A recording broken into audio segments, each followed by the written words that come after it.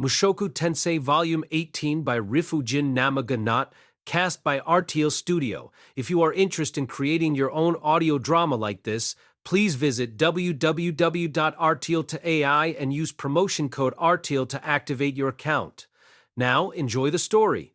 Rudius's Diary.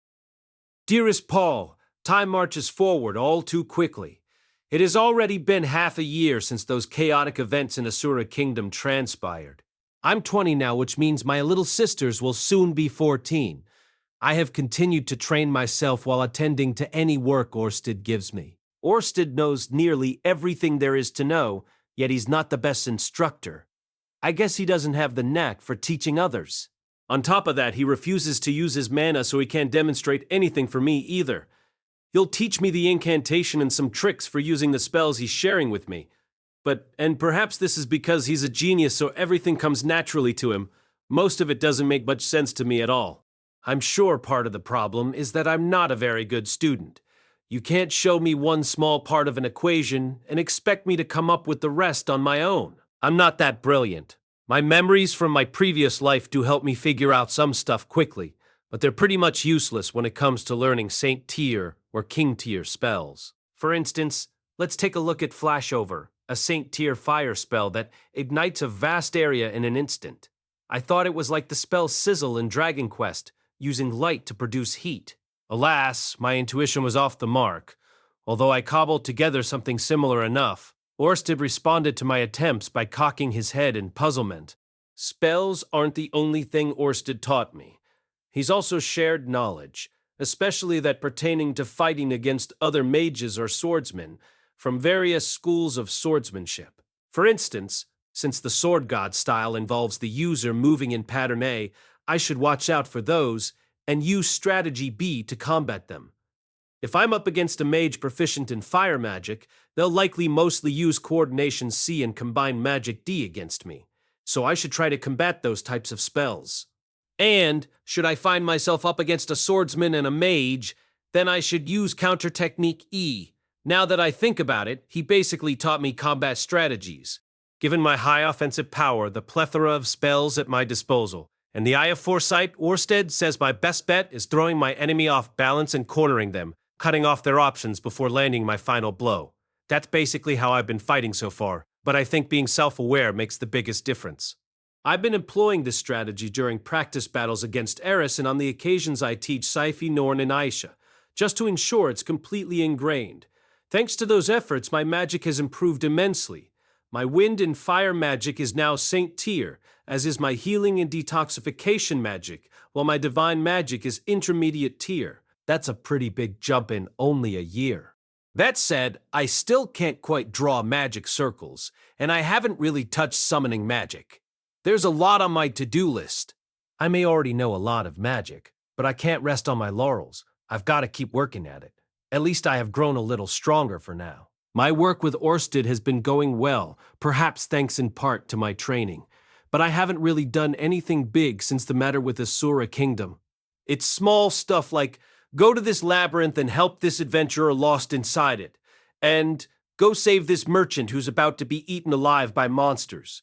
And go visit this company and purchase this boy who's become a slave, then sell him off here. They're mostly menial tasks consisting of helping people out. But I've put all my effort into them. These will apparently be of use to Orsted in the future. For example, take the dwarven thief I said the other day named Tal Chi. She's not personally useful herself, but her son will be the future leader of the Assassin's Guild. He'll eventually assassinate someone that would otherwise become a thorn in Orsted's side. Of course, it would be no trouble for Orsted to kill this person directly if they got in his way, but by orchestrating things in advance, he saves himself precious time and mana. Simply put, changing the past means less trouble in the future. In all of this, the key to victory rests in Orsted's condition when he finally confronts the man-god. Having lived through numerous time loops, Orsted already knows what certain people can accomplish if saved from an otherwise untimely demise. Ensuring the safety of those who will do things in his favor will allow him to operate efficiently in the coming generations. In game terms, it's basically controlling variables and fulfilling prerequisites, but in this case, it involves making the right acquaintances. Anyway, Orsted generally doesn't help out with what I do. He's working on other stuff elsewhere, setting up things that only he can set up. The man god hasn't interfered much. Or, I should say, he hasn't at all during my solo work. He has been trying to get in the way of what Orsted is doing, which must mean that's far more of a threat to him. In fact, during the times I worked together with Orsted, one or two of the man god's apostles have made an appearance in the process. The weird thing is that they've never come in threes, so perhaps he's got a third person doing something else in the background. That makes me nervous, given we have no way to make sure. I have to wonder if we're doing enough. Should we not be finding some way to attack the man god directly? When I asked Orsted about it, he simply shook his head. According to your diary, the future he was really trying to change hasn't yet come to pass, he said. Guess that means we've got to keep up with our preparations until then. As for the future the man god is trying to change, I suspect our next big showdown will involve Cliff. According to my future diary, I let him die. I suspect the man god was involved with that, though I have no way of confirming that. It doesn't help that Orsted won't share most of the essential details with me. At any rate, that's how it's been going. I work for a month, go into the office to make my report, then spend 2 or 3 days with my family and friends. I have about 5 to 10 days of rest, which I spend training before the next job comes in. That's pretty much how my life has been for a while now. Oh, yeah, speaking of work, I've finally carried out some of the plans I've made. The first of them pertains to my workspace. We'd been using the little cottage on the outskirts of Sharia where we first built my magic armor, but it wouldn't meet the long-term needs of our headquarters, so I had it remodeled. It's still a one-story house, but there's now a nap room, a meeting room, and a reference room. This allows for overnights if needed, and makes it easier for us to have strategy meetings.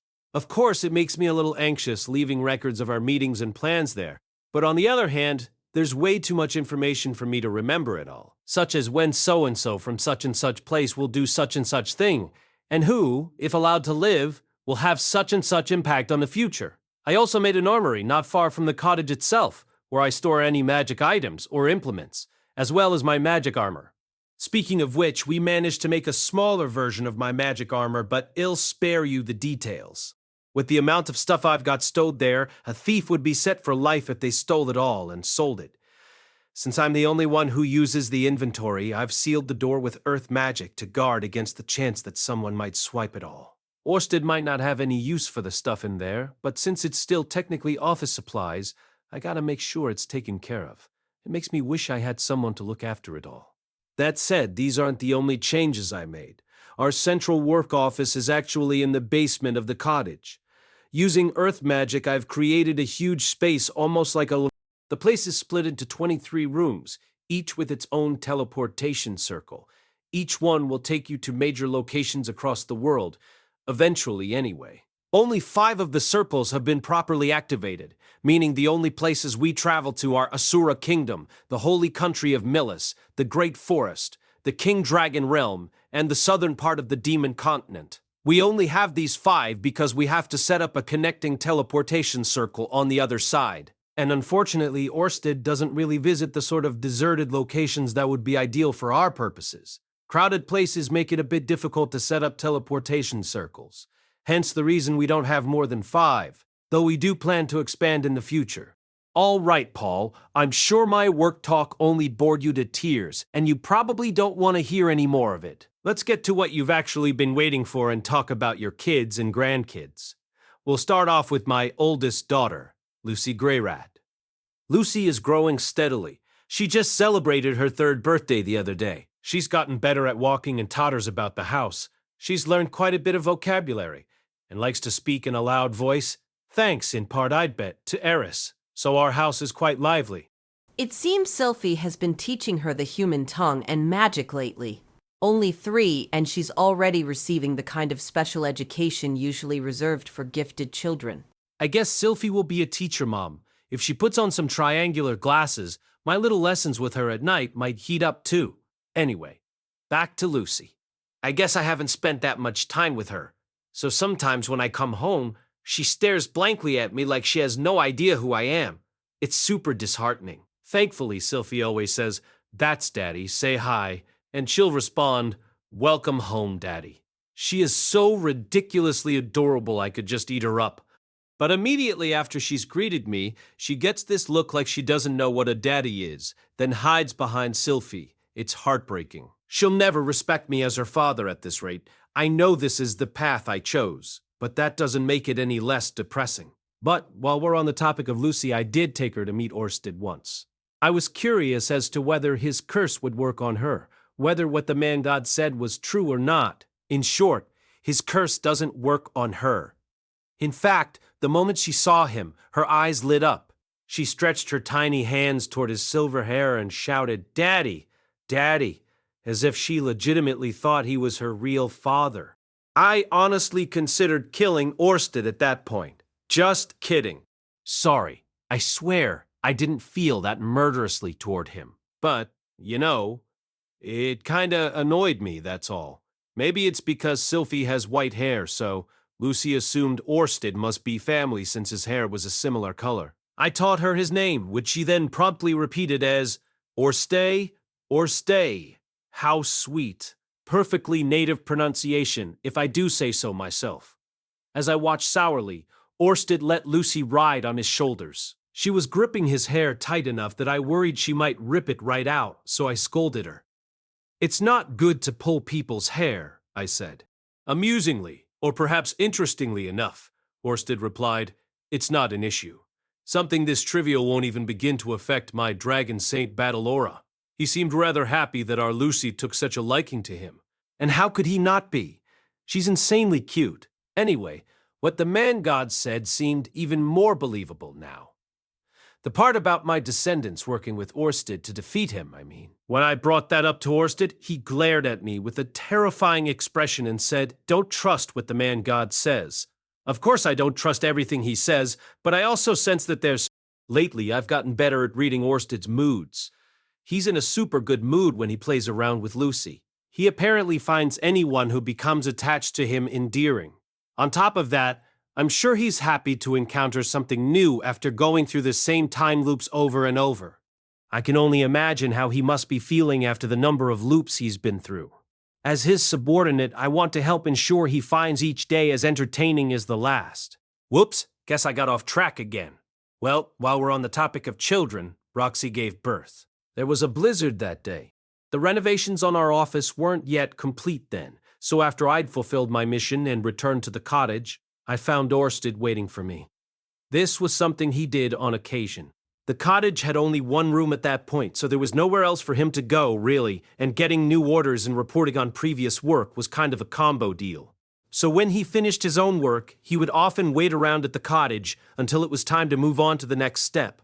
Anyway, that day I'd intended to start my report as usual when he suddenly said, "Isn't it about time?" Those were the first words out of his mouth. I knew what he meant. It was obvious enough. I had been anxious the entire job, wondering when it would happen. I never dreamed, of course, that Orsted would bring it up. But like anyone else, I'm only human. "You can report to me later," he told me. I agreed and quickly left the cottage, charging through the drifts like a snowplow as I hurried home. I came home to find Roxy ready to go into labor at any time. If Fleet had returned home even 2 days later, I would have missed the birth altogether. "Oh, Rudy, are you sure? Be able to do this? Will I really be able to deliver this baby?" Roxy had asked me. Poor thing. She was at her wit's end by the time I made it back. Her face was white as a sheet as she repeated the words, "Will this be okay? Maybe I can't actually do it." She never let go of my hand. It made me wonder if Zenith Mom, had reacted the same way when she gave birth to me. At the time, all I could think was, Roxy sure is a worrywart. Unfortunately for me, Roxy's worries were not misplaced. The birth wasn't an easy one. The baby's shoulders got stuck in the birth canal, what they call shoulder dystocia, I guess. No idea what the cause was. Maybe it was because Roxy is so petite. As a meagered woman, she was more than old enough to bear children, but having a half-human child meant it was larger than a normal meagered baby. For her, it was probably similar to someone giving birth at a young age. Regardless, it was highly likely that my genes were the culprit here. Fortunately, it didn't lead to any danger for the mother or baby. Lilia's hands were well practiced by this point, and Aisha was ever the genius. They had the added help of a doctor and midwife thanks to me rushing out and snow plowing to a clinic and back. Our party setup was not lacking for this adventure for sure. Aisha had some experience helping with Lucy's birth, so she was extremely calm throughout the affair. It went relatively smoothly with no one making any mistakes or anything else going wrong. Thus, Roxy was able to give birth without a C-section, and both she and the baby made it out alive. The new baby was another girl, a bit bigger than Lucy had been as a baby. I wouldn't call her chunky, but she did have a brazen look on her face. Wonder who she could have gotten that from. Her eyes look just like Roxy's, but her mouth is more like Rudy's, Sylphie had said. Her impertinent face was apparently a mix of ours. Well, it would be weird if it wasn't, considering she was our child. We agreed on Laura if it was a girl, right? And so my daughter was named Laura Greyrat. I didn't notice until a little after she was born, but she has Roxy's hair color, a beautiful blue. One that characterizes the Miggards, you might even say. Roxy and Sylphie had complicated feelings on the matter. At first, I didn't understand what bothered them so much about it. I thought Roxy's hair was beautiful. Plus, Laura was a girl. I had no doubt she'd grow up to be adorable too. However, Sylphie reminded me that having a unique hair color would give kids plenty of ammunition to bully her. There are plenty of non-human races living in Sharia, but the majority of the population is still human. Naturally, the less human you look, the more likely you'd get picked on for it. Would Laura's blue hair that she'd inherited from Roxy be a curse? Would she be bullied for it? It was too soon to know, but as her father, I intended to keep an eye on it. This is a bit of a digression, but Elenilis also gave birth around the same time as Roxy. Given her experience, she had no trouble popping her baby out. One day, Cliff was telling me she should go into labor any day now. The next time I saw her, she was cradling a baby in her arms and was back to her usual slender form. Guess that's what happens when you're a childbirthing veteran. She's probably been through 100 births by now. At any rate, the Grimers' first child was a boy they named Clive. As I looked at him, Elenilis excitedly gushed, "I gave birth to an heir." An heir, huh? Personally, I don't think the heir of a family needs to be a boy. If either Lucy or Laura expressed interest in continuing my job helping Orsted, I wouldn't try to stop. His curse didn't seem to work on them anyway. Alas, Elenilis' words managed to provoke one person, Eris. She'd been working with me at that point. A temp employee working collaboratively with Orsted's company, I guess you could say. She'd stay by my side, take the vanguard in battle, and mow down anyone who stood in our way. However, upon hearing what Elenilis said, she began having her way with me more often, even in the middle of work, as if to say, "It's my turn next." We were going at it often enough that getting pregnant shouldn't have been a problem for her. In fact, given how active our sex life was, it'd be weirder if she didn't fall pregnant. Each time she'd push me to the ground and like a helpless maiden, okay, yeah, I'll spare you the gory details. Anyway, whether through bad luck or something else, Eris wasn't having any luck getting pregnant.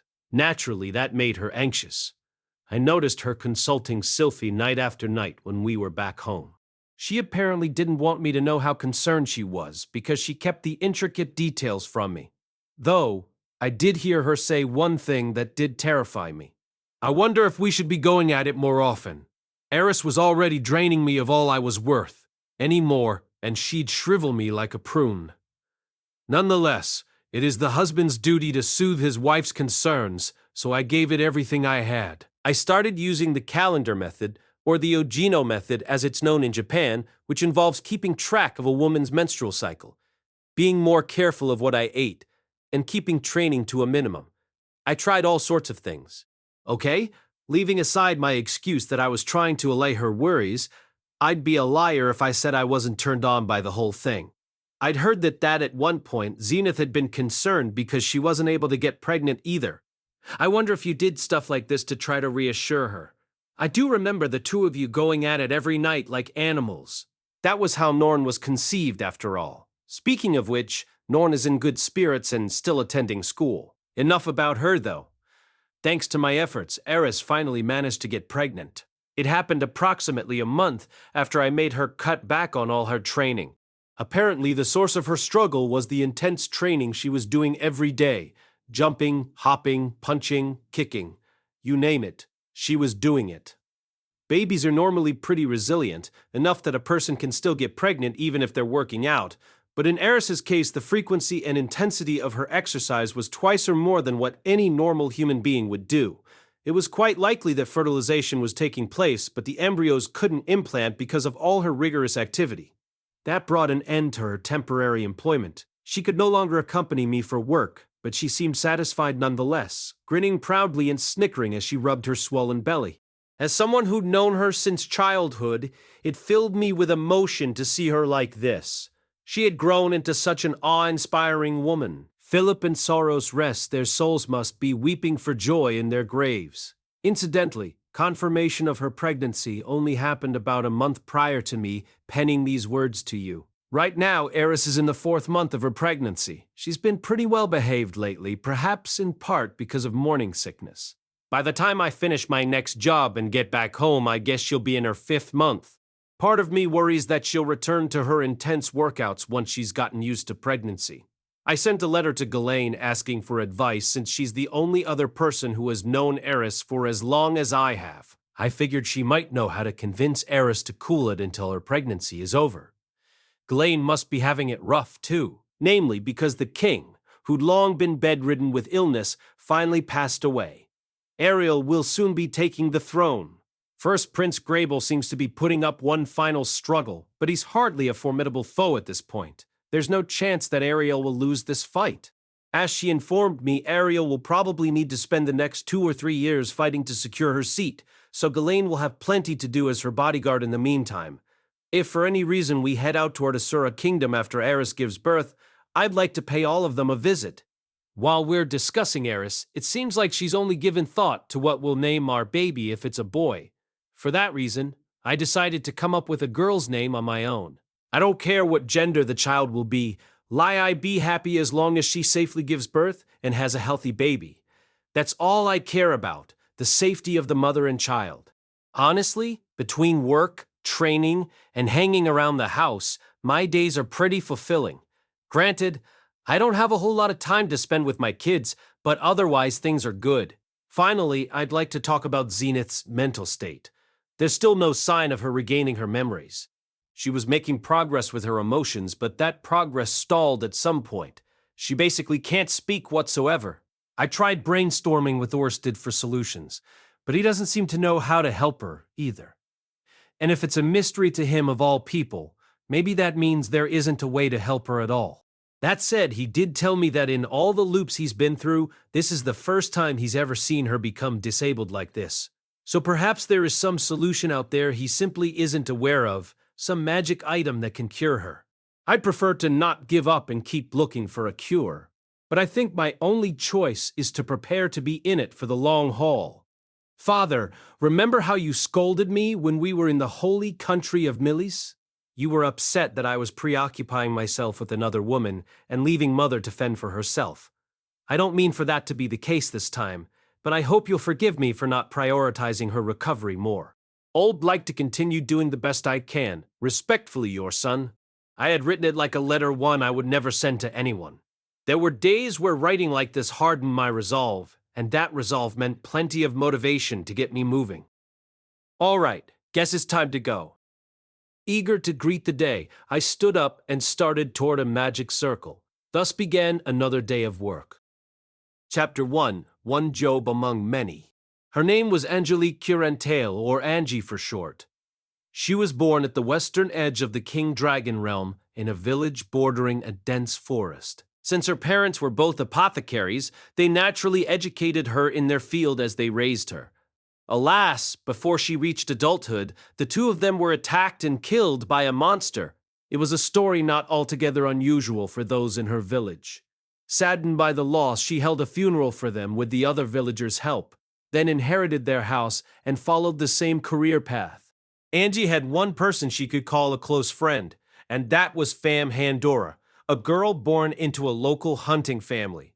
Like Angie, Fam lost her parents early. Her mother died from illness before she reached adulthood, and her father was killed by a monster. Or rather, her father was actually the escort for Angie's parents when they ventured into the forest to retrieve some herbs.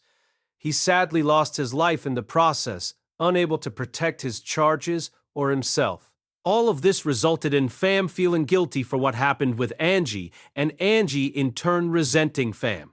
The two fortunately made peace with one another after a number of quarrels. Presently, the whole village knew just how close-knit the two were. This year, both girls had turned 21. Tisk, tisk. Aren't there any decent guys out there anywhere? Pham muttered to herself. She was wearing a well-tanned fur vest and snug-cropped leather leggings. Her boots were made of thick fur and a mountain knife hung from her hip, a quiver and bow thrown over her shoulder. She looked like a brigand and she was covered head to toe in dirt, but that didn't detract from her attractive facial features. Well, there sure aren't any around here, Angie replied. Being an apothecary, she wore pants that were easy to move in and a tan leather top. Instead of having a sword at her hip, she had a hatchet. The most significant thing that separated her from her friend was the enormous basket she carried on her back. It was half full of herbs and fruits. The two were currently in the forest as Angie was collecting ingredients to make medicine. Rich boys are the best. Gorgeous but ignorant of the world and no experience with women. All you gotta do is hold their hand and their cheeks go bright red. I'd be fine with a normal guy. Don't care if he's got money. I just want him to be nice. Angie, can't you dream bigger? Maybe you should consider coming back to reality instead, Pham. There weren't many eligible young men in their village. Most were already married. There weren't many followers of Milice among them. But per village rules, only the chief was allowed to take more than one wife. The current chief was closing in on 50, and he already had 5 wives. It wasn't likely that he'd take on another one at this point. Reality, huh? The only guy around here I'd have a chance of marrying is probably Docky. The man in question, Dokil, was the son of the village chief and the same age as them. Alas, he was promised to someone the moment he was born and had already married them. He even had a son to act as his heir. There was talk that he'd soon be succeeding his father as chief. Once that happened, he'd no doubt take himself another wife, as was custom for a new chief. Naturally, the topic of the town was who his second woman would be. Their village had far more unmarried women than it did married men. Nah, he'd never take me as a wife. Well, it's true you always used to bully him. In that case, maybe he'd pick me out of spite. That way he could have his way with me and pay me back during our first night together. This time it was Angie's turn to shake her head. No way. He's still terrified of you even now. Since the two girls were close in age, they often played together as kids. There were 7 other children of similar age in the village, and Pham had acted as their leader when they were kids. Back then, she often picked on Dokil, bringing him to tears. Angie had been a part of their group and naturally assumed she'd wind up marrying one of the others, but it didn't work out that way. 3 of that group left the village, leaving only Doshil and 3 girls behind. One of those girls was his betrothed, so she'd already gotten married. That only left Pham and Angie. But you still have a chance, Angie. You're a cutie. Huh? Nah, no way. I mean, I'm the only apothecary in this village. I wouldn't be able to keep working if I got married, and that'd leave everyone in a pinch. Guess so. Well, maybe you'll get lucky as a reward for your hard work this time around. Ah, that would be nice, wouldn't it? In truth, she was actually thinking about something completely different. Marriage, huh? Guess my Prince Charming isn't coming. Angie had insisted that her friend come back to reality, but from a young age she'd heard a bard's tale that had absolutely inspired her. It was a story about an adventurer with blue hair who traveled alone from the Millis continent to the central continent and shot to the guilds a rank in no time. Still, although Angie's heart sang when she heard of it, she chalked it up to being a tale from a distant land and gave it little more thought than that. It wasn't until the events a decade prior that she stopped dismissing it so readily. One day, a certain adventurer wandered into their village. The person in question had left the dense forest on their way to Westport and was making a brief stop at their village on the way, or so they said. As fate would have it, she was short and had blue hair. She also had a witch's hat, white robes, a long staff and a square rucksack hooked over her shoulders. She was exactly as the bards had described her. What had once seemed like a fantastical tale was now reality before Angie's eyes. The girl stayed only one night in their village, but she regaled the 10-year-old Angie and the other villagers with accounts of her journeys. It was unbelievable. The girl who sounded like nothing more than a fictional character was there in the flesh, retelling her very real adventures. Fam and the others lit up when they heard the story about her taking down a boss in a labyrinth, but what made Angie's heart sore was the girl's reason for entering that labyrinth in the first place. She claimed she explored labyrinths hoping to find a dashing male partner. Alas, she'd conquered, said Labyrinth, without fulfilling that intended goal. But the memories of her tale had a lasting impact on Angie. From that day onward, the adventurer's tale inspired a deep yearning in her. A yearning that, some days, dragged her into an ocean of fantasy. She imagined herself cornered suddenly by a monster only for a dashing prince to swoop in and save her. Naturally, as a way of thanking her savior, she would offer her own body as a reward. Ee-hee, she giggled inwardly. But as much as she gushed, she knew it wasn't realistic. Dreams were just that, dreams. Delusions didn't magically become reality. Angie was perfectly aware that such a convenient love story wouldn't happen in real life. When they spoke of marriage, she would fantasize, but those fantasies were no more than fiction inside her head. Something she yearned for. She had her eyes focused on reality for now. Not that she had any other choice. When she was orphaned 5 years ago, she'd been forced to face the facts whether she liked them or not. Angie, be careful. We're entering you-know-whose territory now? Yeah, I know. The two had made their way close to a cave deep within the forest, and it was there that Angie paused to set her basket down. The two had come here looking for ingredients to make medicine, specifically a special tonic to treat an illness common to this region, known as Ibri syndrome. We gotta save Doki. Yeah, we do. The village leader's son, Dokkel, had recently come down with the syndrome. Those beset by it experienced high fevers, developed a rash across their entire body, and would die within 10 days if they didn't imbibe the necessary medicine. That said, you could combat the illness with a special tonic, and it could also be cured with intermediate-tier detoxification magic. It couldn't be transmitted from person to person either. That was the main reason people in the cities didn't consider it very dangerous. The same couldn't be said for Angie and those who lived in her village. For them, it was a terrifying sickness with a high mortality rate. The closest mage capable of intermediate-tier detoxification magic was more than 10 days away, even if they made good time on the road and pushed themselves to make it there quickly.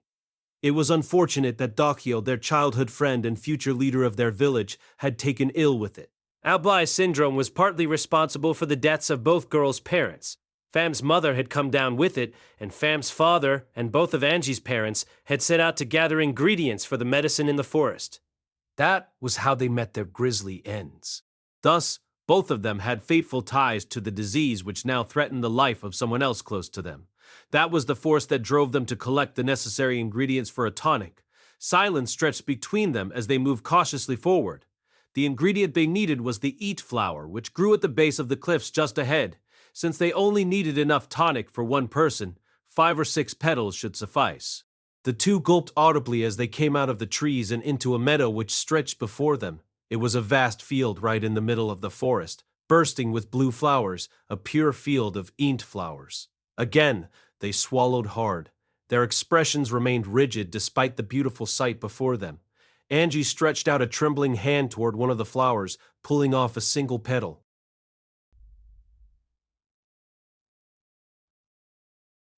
Angie, run! The shout didn't register. Angie's feet were already frozen with fear. Fam pulled an arrow from her quiver and knocked it, while yelling, Village Cad while yelling. Angie, hurry, hurry! An apparition appeared in the meadow at the top of the cliffs, an enormous lizard, at least 10 meters long, with plum-colored skin. It was the ruler of the forest, the Ibri lizard. It was a wingless reptile, similar to the enormous lizards which inhabited the Bigaret continent. You might wonder why it's called the Ibri lizard.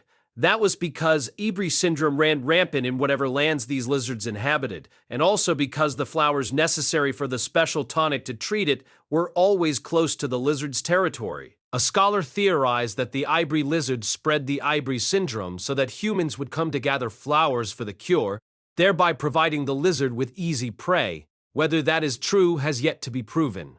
Nonetheless, these past 5 years, their village had been plagued both by the lizard and the sickness that seemed to follow it.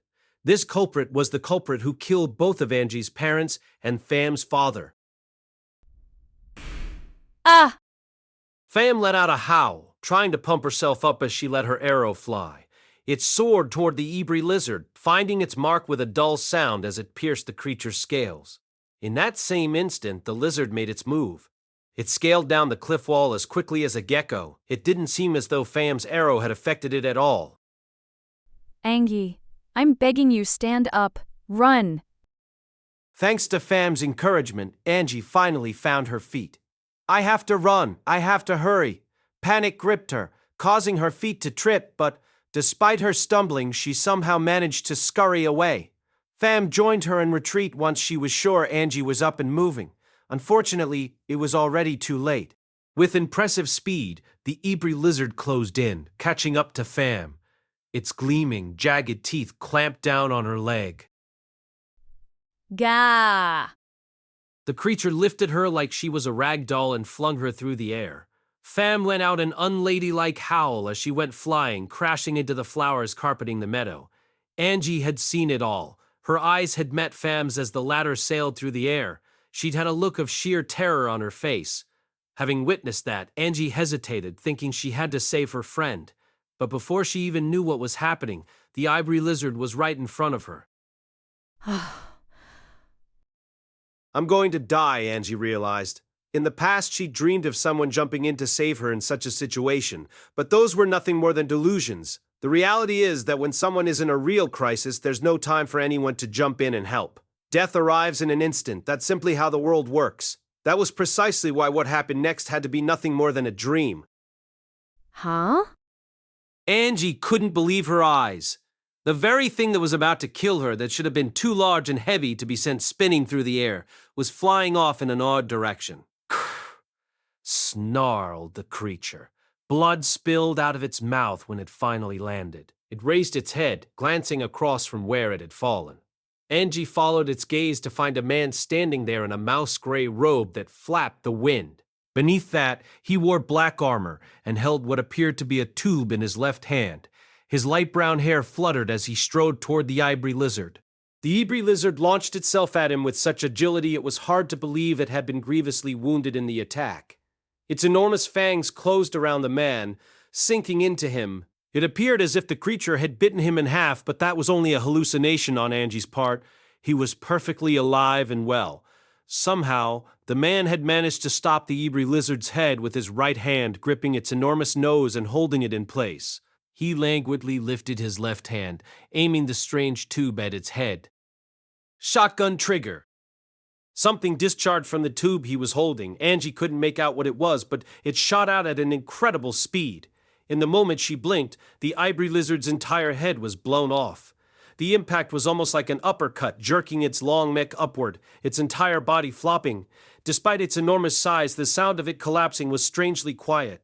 It was hard for Angie to believe what she was seeing, but bright red blood steadily flowed from the creature's severed neck.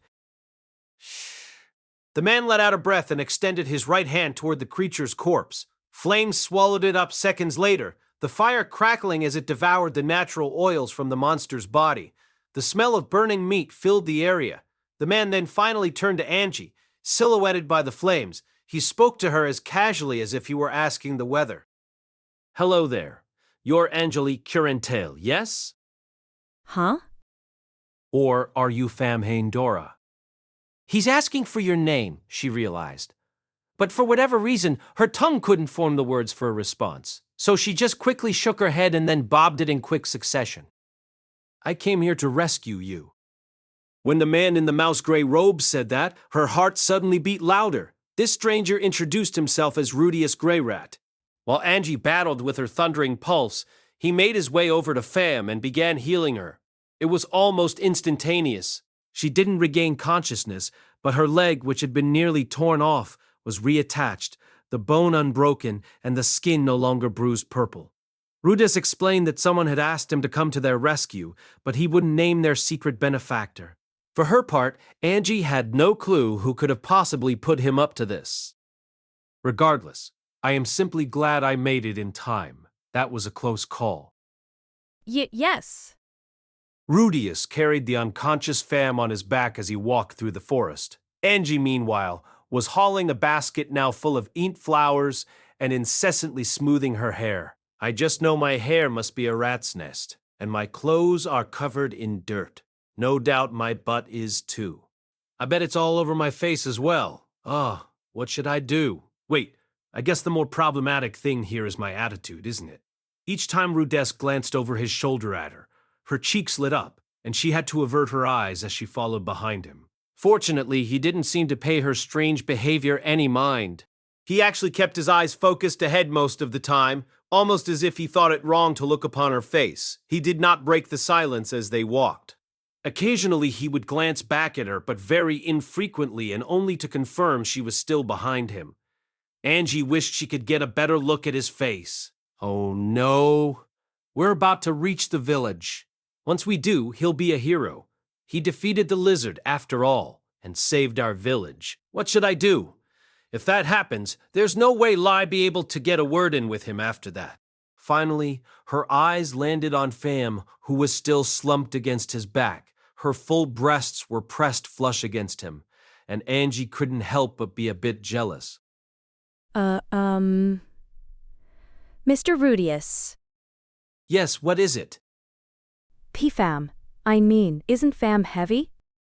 Not at all. B, but we've been walking all this time. You have to be exhausted, right? No. I have trained my body enough not to be worn out by something like this. As he spoke, he rolled up his sleeve, flexing his arm. It was impossible to see the muscle beneath his black armor, but Angie was nonetheless impressed. He really does work out.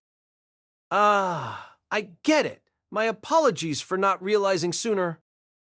Sorry? Realize what? Angie wondered. She stared blankly at him, and he smiled at her, his pearly teeth glimmering.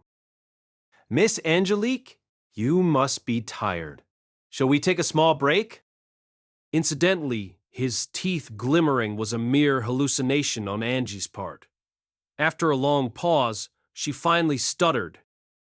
Oh, right, yes, I'm exhausted. Sorry, but please let me rest a bit. Also, feel free to call me, please call me Angie if you don't mind. All right, Miss Angie. In that case, how about right here? Rudius slowly lowered Pham to the ground, propping her against a tree while he settled down on a nearby stump. There were two such stumps, both V-shaped, and Rudius had positioned himself perfectly out of consideration for her, making sure there was a short distance that separated them. Angie, however, realized this was her chance. Here goes. Angie purposefully plopped down right beside him. Rudius visibly flinched, his shoulders jumping. Did I upset him? Angie snuck a glance at his face. He looked uncomfortable, but at least he didn't look obviously disgusted. It was more like he was confused. Angie quickly came up with an excuse. Sorry, I was just so scared, you see. I still am. So do you mind if I sit next to you? Huh? Sure. Be my guest. Things were proceeding smoothly between them, and Angie intended to ride that wave however far it would take her. Thank you so much for what you did. Not at all. It's part of my job. Rudius responded curtly, looking down at her. For some reason, his eyes kept darting back and forth. Angie followed his gaze, not thinking much of it until she noticed her clothes, which had at some point caught on something and ripped, leaving her chest exposed. Angie gasped and immediately tried to hide herself, hands across her breasts. Honestly, she intended to see this dream through to its steamy conclusion, however far off it might be, which was precisely why she sidled closer to Rudius. He promptly pulled away, putting more distance between them. Angie closed the gap again, only for him to retreat. She pursued him until he was backed onto the edge of the stump, and she pressed herself against his arm. Mr. Rudius? Yes, what is it? Rudius's gaze kept wandering to her breasts, prompting her to swallow hard. She wasn't as well endowed as Pham, but she was larger than most girls in the village. Pervy old men often harassed her with sexual comments such as, "Did you boil this medicine in the valley between those nice big mounds you got?" In the village, they were objects that people teased her about, but right now something inside her screamed that it was time to employ them as a weapon. Perhaps it really is just a job for you, as you say, but that doesn't change how grateful I am that you saved my life. Well, you're welcome. If I mean, that is, assuming you don't intend to return home right away, once we get back to the village, then please, stop by my house. I'd love to find a way to repay you. No, I must return home promptly. I have another job lined up. That took the wind right out of her sails, but not enough to persuade her to give up. After all, Angie was in this for the long haul. She wanted to continue this adventure to its natural conclusion until her long journey brought her to the eternal city of happily ever afters. Then, well, in that case, please, let me show you my appreciation now. I don't have anything to offer, so I'm afraid all I can give is my body. Angie's face burned bright red as her hands traveled up her torn shirt, ready to pull it all the way open. Rudessa's gaze was firmly glued to her chest as she started to expose herself, but then he abruptly stood up. Mr. Rudius? My apologies, but I have a chronic disease that's threatening to flare up, so I need to take some medicine. Even as he spoke, he didn't peel his eyes away from her chest. Nonetheless, hearing the mention of medicine brought Angie back to her senses. She was an apothecary, after all.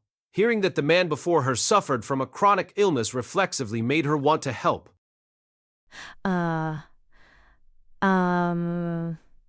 If it's medicine you need, I'm an apothecary. As soon as we return to my house, I can brew you something. No, I brought my own with me, Rudius replied, slipping a hand into his pocket. He produced a small bundle of white cloth. Angie watched, spurred on more by curiosity of what this medicine could be than romantic interest. This was likely in part to being too obsessed with her work. Rudius was an incredibly strong warrior. He had armor and sported enough muscle to stop an Ibri lizard in its tracks, on top of being able to use offensive magic. He was clearly a high-ranking mage warrior. Additionally, he'd used some pretty high-level healing magic on Pham as well. Angie had heard that most people learned healing magic and detoxification magic together, which meant he was presumably proficient in the latter as well. Naturally, she had to wonder what chronic illness could possibly plague a living legend like him and what medicine he used to combat it. If it was something new to her, she wanted to get a good look at it. Is it a tonic? Yes, well, something like that. Rudius spread out the folded fabric. Angie held out her hand to catch the medicine, but to her surprise, there was nothing. Not a pill, not a packet of powder. The fabric had been holding nothing, literally. So where was this supposed medicine? Angie didn't have long to wonder because as she looked up, she was puzzled at what she saw girls' underwear. Rudius was suddenly holding panties in his hands, ones that looked like they clearly belonged to an underage girl. Judging by the sides, what? When did? Where? Why is he holding those? It was strange. Moments ago, he'd been holding a bundle of cloth containing his medicine. No, this was the cloth he'd been holding. The underwear had simply been folded up. Huh? But why? Utterly perplexed, she could only stare. What? He, ha, ha, sniff, sniff, ha, ha. Rudius let out a big exhale, ignoring her confusion, and then he buried his face in those panties, inhaling deeply. In and out, he breathed. He smothered his face in the fabric, nostrils flaring as he drew in the scent. He even licked it periodically, thoroughly enjoying the soft bundle in his hands. Angie trembled, shaken by what she was witnessing. A chill ran down her spine, but she could neither speak nor even move. She sat there frozen in place, just watching him bun church. Phew, thank you, God. As he finished speaking, he placed his hands together in prayer before neatly folding the underwear and stowing them back in his pocket. Unsure what to even say, Angie sat there, opening and closing her mouth like a fish out of water. Her mind struggled to process what was going on. The mood between them had been perfect. But then, out of nowhere, he whipped out those panties and started sniffing them like some kind of pervert. She didn't understand it. Underwear is best after it's been worn, yes indeed. The one thing she certainly did know was that his actions had killed whatever emotions had come over her moments ago, and with it, the budding romance she'd felt. Well then, Miss Angie, what was it you were saying? After a long, long pause, she finally said, No, it was nothing. Her dream had ended. Angie promptly returned home after that. When they arrived at the village, Rudius entrusted Fam to her and said, I have no intention of staying in your village at all, so Lil excuse myself here. Yes. All right. Thank you. Yeah. Angie jerkily bobbed her head up and down, her face devoid of emotion. Alas, the irregular events of a few moments prior were still burned vividly into her mind. Well then, take care. Rudius spun on his heel and started to leave, only to pause as if he'd just remembered something. He glanced over his shoulder at her. Oh, that reminds me. Miss Angie, you said you would return the favor, yes? Another chill ran down her spine. A favor? Yes. Now that she thought about it, he had saved her life. If he wanted her body, she couldn't very well refuse him. It didn't matter how instinctively disgusted she felt by him, she wasn't such an ingrate that she would say no. Herm, well, I'm afraid I really can't give you my underwear. No, I don't need your underwear. There's something I want you to do for me. Something you want me to do? Oh, crap.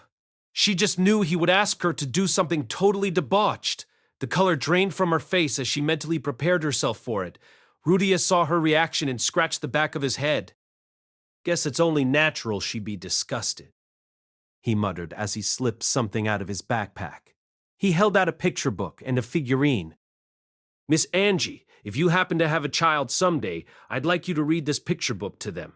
Tell them that the super tribe aren't a bunch of devils. Huh? Supe? What?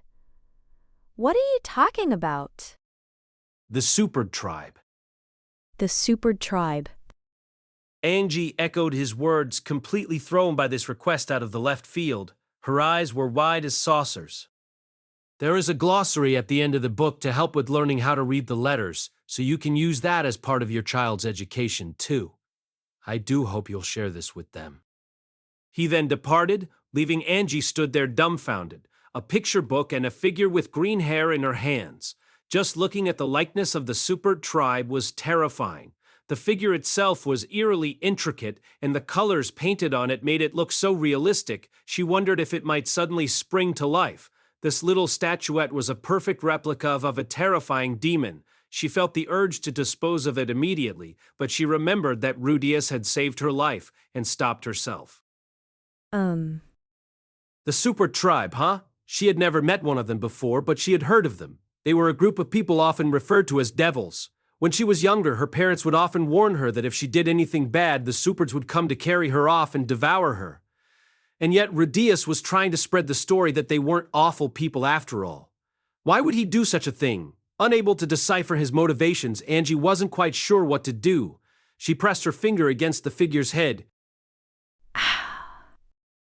She gasped as the hair came off. Now all that was left behind was what looked like a bald warrior wielding a spear, cradled safely in her hand.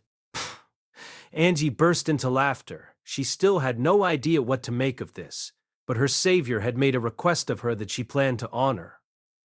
Several years after that, Dokshil, whom Angie had cured with her tonic, proposed to her, and she became the second wife of their new village leader. He was a hard worker, but a rather boring man.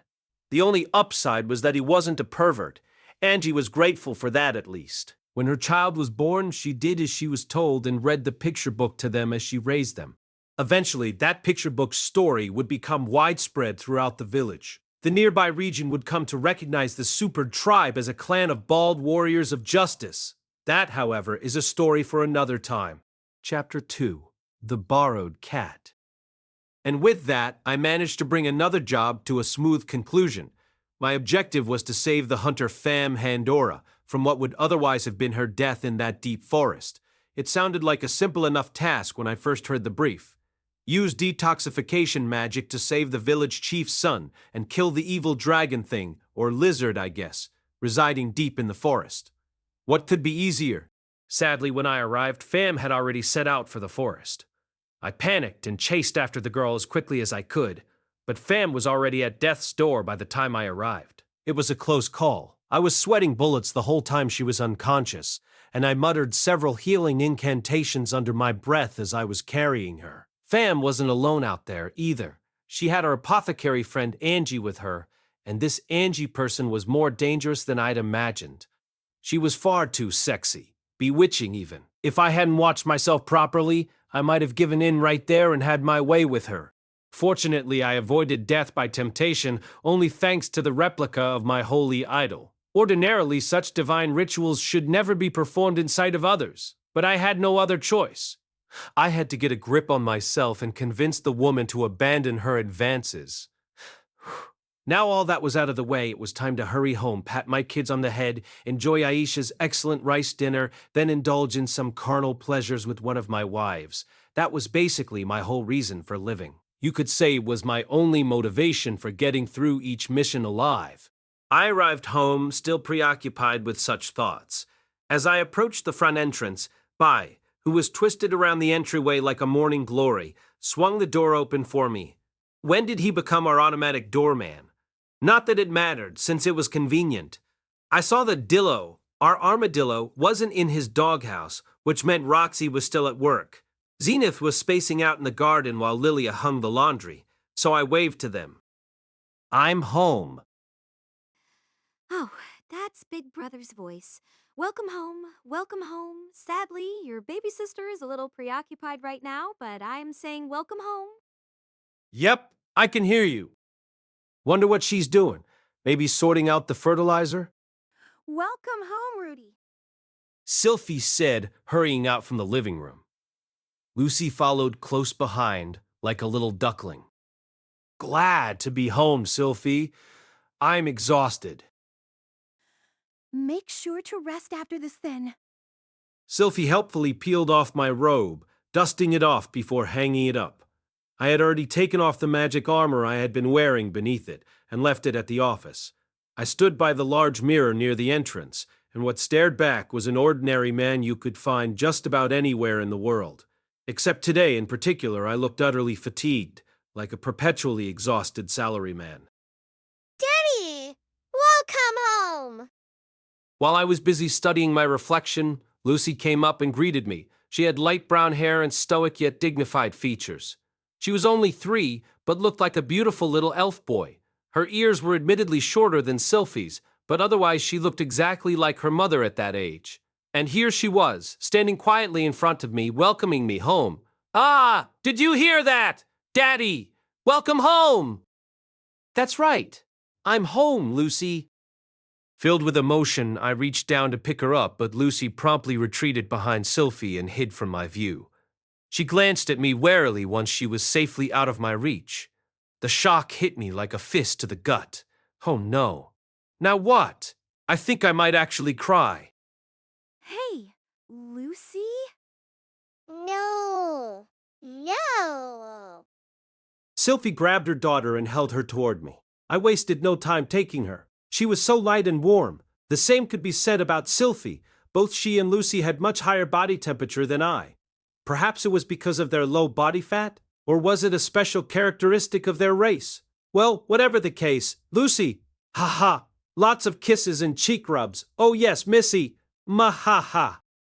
No. Pricklies. Lucy voiced her complaints as I rained down kisses upon her. Come to think of it, I hadn't shaved at all while on the job. Whiskers or not, though. If she didn't like it, it was best to stop. It wasn't right to do something against her consent. I didn't want her to hate me. I put her down and she scrambled toward the dining room to escape me. Does she really hate me that much? My shoulders slumped in dejection. Oh, honestly, Lucy. At least Lucy was a lot fonder of me now than she used to be. She did call me Daddy and no longer looked at me as if she had no idea who I was. There was still some distance between us, sure, but that couldn't really be helped. Ah! In order to replace the warmth I had just lost, I wrapped my arms around Sylphie. I made sure to get a nice survey of her butt as I planted a kiss on her. Really? Rudy? Oh boy, now I'm starting to get all hot and bothered. Maybe I should carry her off to the bedroom, but the kids are still awake right now. Absolutely not. Save it for later. Yes, ma'am. I obediently released her. In truth, as long as I had her love, I wouldn't be swayed by any other woman. Where are Roxy and Lara? Roxy's still at the school. Lara's in the living room. With that information in hand, I accompanied Sylphie to said living room. My second daughter, Lara Greyrat, was fast asleep in her cradle. She had beautiful blue hair and still had a brazen look on her face, like she was surveying the surroundings of her bed with utmost conviction. It didn't help that Leo was curled up at the base of her bed, making her look even more self-important. Lara, I'm home. Oh. She was capable of responding even at this tender age. She was not yet a year old. Could it be that my daughter is a genius? Or perhaps, like me, she'd reincarnated here from another world? That said, she didn't respond at all to my attempts at using English or Japanese with her. Perhaps it was the cheeky expression she wore, but I felt like I could hear her say, "That was splendid work out there. I bid you take some time for yourself and rest now." It made me wonder she'd really grow up to sound as impertinent as she looked. Lara sure doesn't cry much, and she doesn't smile either. It kind of worries me. Apparently, she was concerned for a very different reason than I was. I didn't see the big issue, personally. I mean, look at her. She looked super conceited. You could tell by her face that she was going to be a hotshot someday. No doubt about it. Still, I could understand what Sylphie was getting at. There were so many different ailments out there in the world, and being even a little different was more than enough ammunition for other kids to bully you. Well, even assuming there is something wrong, as family, we'll be there to back her up. I agree with you, but I fear Roxy will feel responsible for anything that happens. Well, if that happens, Lil'll just have to wrap my arms around her and shower her with love. But Sylphie did have a point. Roxy was the type to feel personally responsible. I was just happy to raise a child together with her, but she had a habit of being a bit of a perfectionist. I suddenly realized one member of our family was conspicuously absent, namely, our resident nuclear warhead who normally greeted me with such impressive speed. She would rival Aisha. She also typically offered to let me touch her belly as if to show off how much it had grown, and I would take that opportunity to feel up her breasts, earning me a swift punch. That was how things usually went, but she was strangely absent today. What could be the matter? Where is Eris? She's been having a bit of a squabble with Aisha since this morning. Huh? You mean the two of them are fighting? I wouldn't go as far as to say that, but, Sylphie was being far too vague. In cases like this, it was better to see for myself. All right, Lea'll go check in with her then. Yeah. I patted Lara on the head and left the living room. I noticed Lucy peeking at me through a crack in the door, but the moment our eyes met, she retreated and tottered up the stairs. Part of me wanted to chase after her, but I forced my legs to take me to the basement instead. No sooner did I make it down the stairs than I heard Aisha banging her fist against the basement door. Miss Eris, we already have Leo, Dillo, and Bite. Yeah, I know that. What's going on? Oh, big brother, you have to hear this. Miss Eris seems to have brought home a cat and it's been a nuisance meowing all morning. A cat? A cat, Not surprising, since Eris did like animals. I didn't care much for them since they never seemed to take a liking to me. Leo was a different story, though, so I guess if anything, you could call me a dog lover. Anyone on the receiving end of such affection can't help but want to return it. It's not like I hate cats, you see, but we already have 3 other pets, right? I told her to at least get your permission first before she decides to keep it, but she won't listen to me. So she felt like my permission was necessary, huh? Well, I guess I am the head of the household. I don't see a problem with her keeping it. Ooh, really? A happy, albeit muffled voice called out from behind the door. It's not healthy to indulge every desire, but since Eris was pregnant, she was probably dealing with a bunch of stress. Letting her keep a cat or two was a small price to pay if it would help relieve some of that. But we do have children in the house, and I can't come home all that often. You'll have to be the one to train it. I know! I can do that! In the end, Lil'll be the one going to buy its food, though. Right. Come to think of it, this would probably increase Aisha's responsibilities. There was also a good chance Eris would tire of looking after it at some point. Sorry, Aisha. It's fine. This was your decision. I really am sorry. Lil finds some way to make it up to you. Well, I guess Her mood improved a bit after I ruffled her hair, although she didn't look terribly pleased about me messing up the style. Anyway, Eris opened the door. Okay. Slowly, the door cracked open. Eris appeared on the threshold, frowning.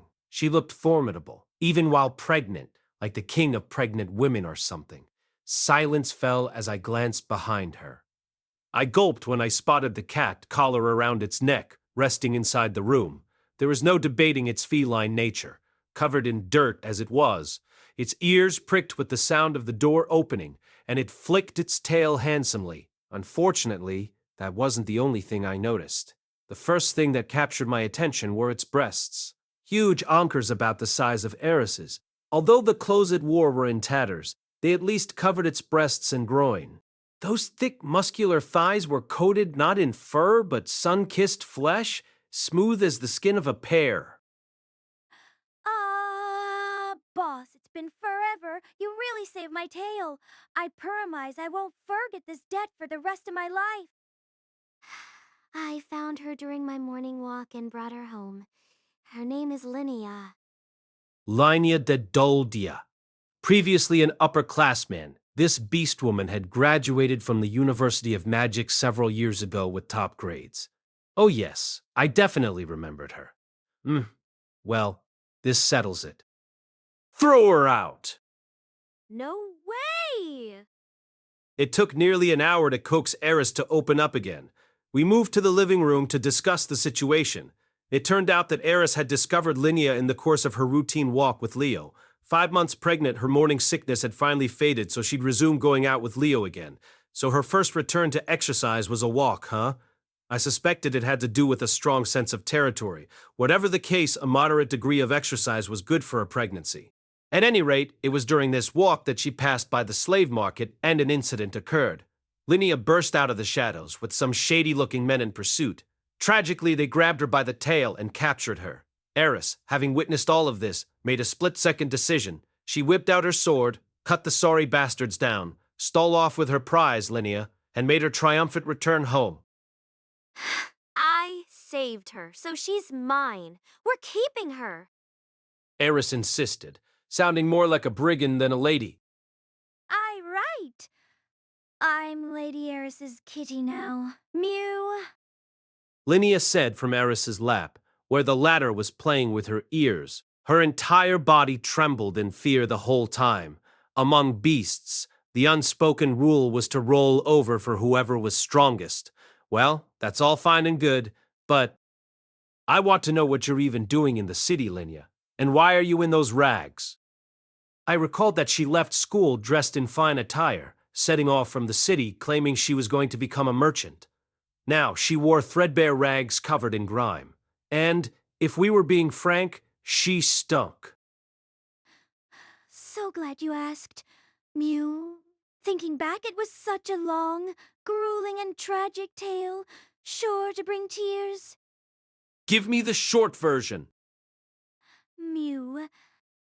According to Linya, after graduating and leaving Sharia, she tried to accomplish exactly what she claimed she would do, become a merchant. She gathered some goods in Asura Kingdom and brought them to the northern territories to sell. Then, she would bring things back from the northern territories to sell in Asura Kingdom. In short, she was acting as a traveling merchant. To accomplish all this, she bought herself a horse-drawn wagon, which put her into debt. She went further into debt, getting funds to buy merchandise in the first place. Personally, I thought it made more sense to travel between neighboring villages at first to get a feel for the job, but Linya was trying to make bank quickly.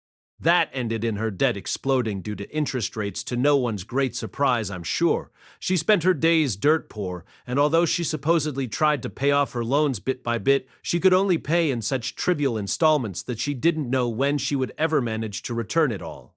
Her life continued like that for a while, until one day she found some light at the end of the tunnel. One of the merchants associated with the company she was indebted to brought her an offer. I notice you've been desperately trying to repay what you owe us. But from the looks of things, your sales aren't going very well. It's painful to see. I can't completely clear all your debts, but if you become a member of the company, the interest rate will drop a little, and it'll be much easier for you to repay it at least. It costs 20 gold coins to become a member, but don't worry, Li'll pay that sum for you. You can return the money to me later. I will need you to write me a promissory note just to be safe, but I trust you. Linya agreed to the deal. I thought the whole thing sounded suspicious, but I guess flattery will get you everywhere, even into a kiddie's trust. Linya purchased one of the company's member badges for 20 gold coins.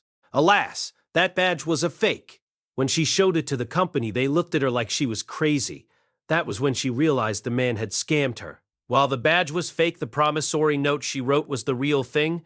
Instead of reducing what she owed, she was instead a further 20 gold coins in debt. And Asura gold coins were the most valuable currency in the entire world. A loan of 20 coins meant exorbitant interest. Linya was already in hot water because of all the interest from her other loans, so there was no way she could pay this one off either. They confiscated her wagon and goods before apprehending her as well. They totally took me for a ride, then made me into a slave to boot. Mew! You'd think it would be more profitable to have someone paying the interest forever, so I had to assume this person had devised some way to make good money off turning her into a slave.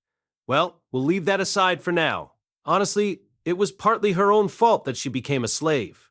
Of course, a scam was a scam, meaning the person responsible was awful for what they'd done, but half the responsibility for her situation was still her own. Nevertheless, I wished Eris hadn't cut down one of the slave traders' crew. We had 2 underage girls in our house, and babies too. We couldn't have a bunch of lowlifes on our tail. Now what do we do? Boss, ya gotta save Mew. Lee'll do anything, Mew. I don't wanna be a slave. Mew. Linya put her hands together and pleaded her case.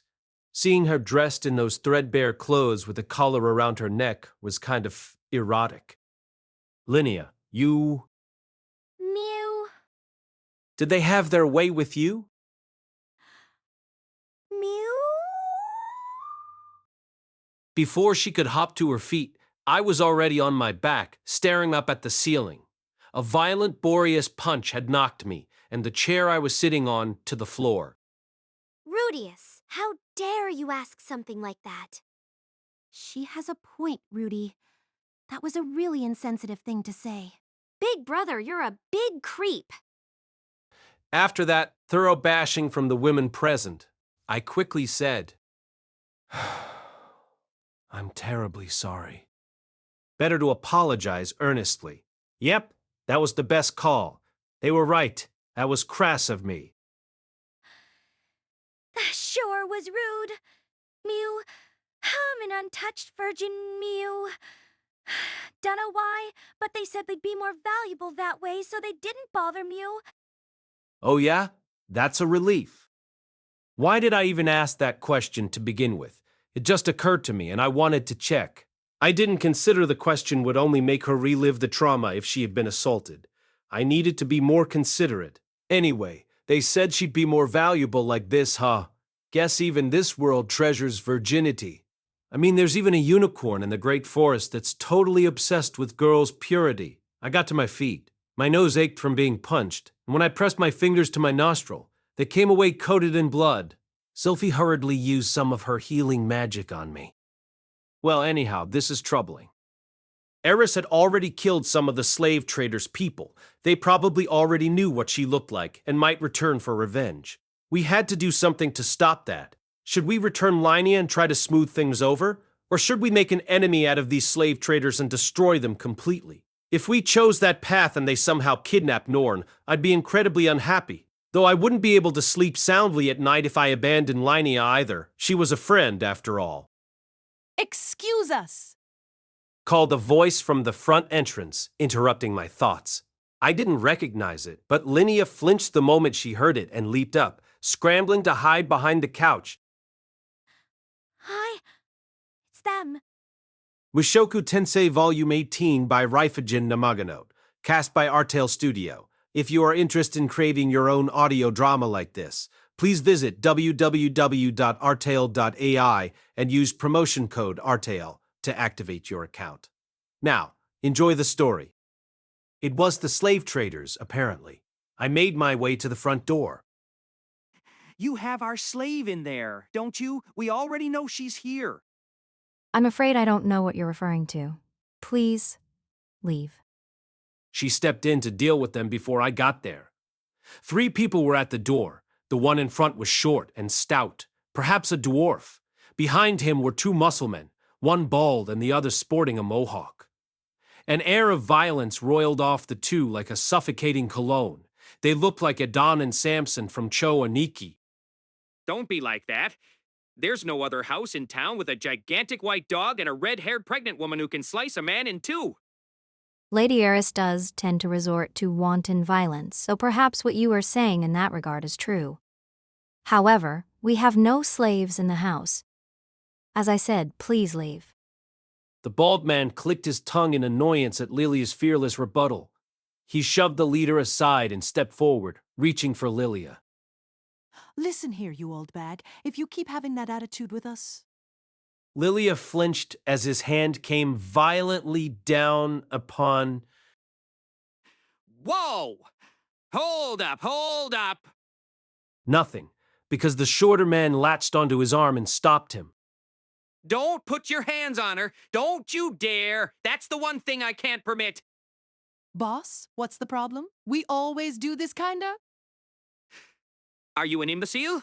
That maid right there is the Rudius Grey Rat's wet nurse and the mother of one of his sisters. If you leave a mark on her, your entire family will be annihilated for it. I warn you. The bald man's face twitched in fear as he glanced at Lilia. Then why'd you have us come along then? Obviously, because if things go awry and the Berserker Sword King suddenly appears, I expect you to be my shield. That's cool of ya. At that point, the short man finally took note of me, his entire face relaxing into a smile as he rubbed his hands together. His voice was grating and unpleasant. No doubt he was taking that smarmy pose to drive home the point that they hadn't actually put their hands on Lilia. As he surmised, I would have been furious if I'd seen them get violent with her. Would that be enough for me to murder their kin? No, but I couldn't necessarily say the same for Eris. Miss Lilia, I will take it from here. Very well, my lord. Lilia bowed and took a step back. It looked like she planned to linger. Yes, well, such an honor to make your acquaintance, Mr. Rudius. My name is Kincho, you see, and I deal with any friction that happens at the Valvalid shop associated with the Riem Group. An honor indeed. As you already know, I'm Rudius Greyrat. Kincho, huh? Sounded like Kincho, which was coincidentally an insecticide in Japan perfect for killing mosquitoes. Well, Mr. Kincho, to what do I owe the pleasure? I could already guess what he was here for, but I decided to ask anyway. It would be pretty ridiculous if he told me he was here for anything other than Linia. Yes, well, you see, Mr. Rudius, one of our slaves recently ran away. Oh? What kind of slave? A Didoldian girl, one with great combat skills and some mastery over magic as well. A top-quality slave. Vave now, but... Oh, did you hear that, Linnea? He called you top quality. He thinks pretty highly of you. And see, some employees of ours gave chase, only to meet a grim end. They were all cleanly cut in half. They were all cleanly cut in half. Interesting. Definitely Eris's work. I did feel a bit guilty about that. Those slave traders were just doing their job. It would have been one thing if they were killed by their own slave, but instead they were murdered by someone completely unrelated to the situation. That did kind of suck. Well, no need to dwell on that. All a part of the job. People lose their lives every day to violence in this line of work. I can hardly hold that against you. Especially given you're the underling of the Dragon God, the second strongest of the 7 great powers, and a close acquaintance of Asura Kingdom's next king. I appreciate you being so understanding. So he was terrified of both Orsted and Ariel. Connections really do mean everything no matter what world you're in. Thank you, CEO Orsted and Section Chief Ariel. With their influence in play, these negotiations were looking pretty promising. That said, I wasn't very public about my working relationship with Orsted. I guess those rumors had spread from somewhere. But, you see, Mr. Rudius... Yes? This, slave of ours is just a wee bit valuable, you see. Yes, you did say this slave is of top quality, as I recall. Personally, no matter how strong she was, Linnea was still a hopeless idiot, so I didn't see her being of much real use. Not that I had any right to judge others by their intelligence or lack thereof. If this was just your average slave, we'd be happy to offer her to you, no strings attached, and invite you to visit our establishment again in the future. But sadly, we can't part with this one so easily. She's already got a buyer. See? And would that buyer happen to be a certain Mr. BG? Yes, precisely. Mr. Rudius, I am impressed how readily you guessed it correctly. In other words, Linnea was supposed to go to Eris's family. She's a princess of the Dedaldia tribe, can fight and use magic, and she's a beautiful, if impertinent, virgin. When I told the buyer that, they immediately offered 300 Asheran gold coins as a down payment. I wasn't sure if it was James or one of his sons who was responsible for this, but either way, the Grey Rat family had a serious obsession with beast folk. Honestly, if they had the extra coin to waste on buying slaves, they should be using it to fund the rebuilding efforts in the Fit-Toa region. Then again, Eris had fallen for Linnea at first sight too, so maybe it was in her family's nature to open their wallets whenever they saw limited merchandise that they'd never have a chance to own again if they passed up the first opportunity. A slave worth this much is rare indeed. We can't quietly let her go without lifting a finger. I can see your point. Yes, I hope you can understand. Even if we wanted to back down, we simply can't. Getting our hands on her cost us a pretty penny in the first place. I stared silently at him. Acquiring her cost them too, huh? Well, it's true if they lose too much because of this, they'll have to shut down. Not that it affected me at all if they went under, but I wasn't eager to make them resent me for it either. Come to think of it, Mr. Rudius, as I remember, you have a younger sister and a wife going to the University of Magic here, yes? It would be a shame if things got uncomfortable for them. Hold on. Are you threatening to do something to Norn and Roxy? If you put your hands on them, I won't show any mercy. I'll destroy all of Renoa Kingdom, if that's what it takes to hunt you down. Forget what I said. Forget I said anything. Of course you realize, Mr. Rudius, I have no desire to make an enemy out of you. I'm all about love and peace. I want us to be on good terms, I promise. Yes, I would like the same, which is precisely why I am standing here talking to you. Right, of course, which is why I'd appreciate it if you would return that slave. We have no intention of putting our lives at risk by messing with you, but, well, you understand my dilemma, don't you? If we can't get her back, it'll be our heads on the chopping block. If we are doomed to die either way, we might as well try fighting, yes? I understood what he was getting at, and I was just as flummoxed as he was. Any goodwill his company had would be lost. If they canceled an order after getting 300 Asheran gold coins as an advance payment, And based on the size of the deposit, they might have forked a considerable sum over to secure her for sale. If they lost her, that money was sure to bankrupt them. Faced with their business crumbling, they'd probably resort to anything to save it, no matter how grim their chances. There was nothing more frightening than a cornered animal. Well, not much I can do, I guess. It was Linea's own stupid mistakes that had landed her in this mess. She borrowed more than she could pay back, let her loans bloat with interest, and then fallen for a ridiculously obvious scam. She'd made her own bed. Probably best for her to go to the Boreas household and consider it like a prison sentence. At least none of the beast maids I saw during Sourus's time seemed to be suffering. There'd be no backbreaking labor either. Sure, she'd probably be subjected to some sexual stuff, but at least the masters of the house were handsome, like Philip and Eris. They would probably even pamper her, given their penchant for beast folk. If I requested that they treat her well, that would probably work. Yep, sounds good. Let's go with that. Very well, I understand. Yes, I'll immediately... Go get Linnea for you, was what I had wanted to say, but I swallowed the words the moment I turned around. My eyes met someone else's at the top of the stairs.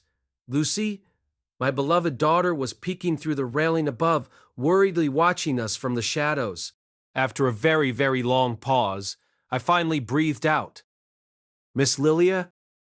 Yes, what may I do for you, my lord? Was it right to bend to their intimidation, bow my head, and obediently hand Linnea over? My little girl was watching, the anxiety plain on her face. As her father, could I really hand over the terrified, trembling kitty that had turned to us for protection? No, obviously not. Go into my room and fetch all the money from my safe. As you command. Lilia was quick. With hurried footsteps, she disappeared deep into the house, returning moments later with an enormous bag. I felt bad for making her lug something so heavy. I pulled the bag open. Its contents had been separated into numerous tiny bags, stuffed full. I picked one up and tossed it to Kincho. What's this? He eyed it warily, peeking inside. His face paled. Magic stones. If you take that bag to the proper place, you can fetch 500 Asuran gold coins for its contents.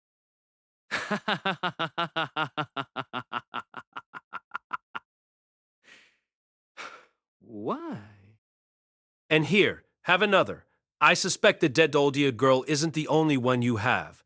Have you got an Adoldian princess with you as well? Those two are always together after all. I threw a second one over to him, which he scrambled to catch.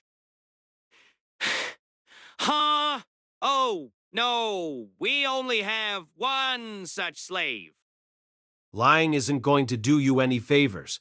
Just to let you know, if I have to burn your entire shop to the ground to find her, I won't bother offering you money again later. I tossed him another bag, which he caught, but the confusion on his face only grew more pronounced. I'm being honest. I swear, our only slave is that one Dedoldian girl. Just the one? Well, it was worth asking, but apparently Linnea and Persenna really had parted ways. While the former tried her cards at being a traveling merchant, the latter had probably returned home to be the chief of their people, so they wouldn't have been caught together. Persenna was probably safely home in the Great Forest. If you say so. In that case, keep that in exchange for Linnea. What? All 3 bags? Not enough for you? Shall I add another one? Or would you rather a magic item instead?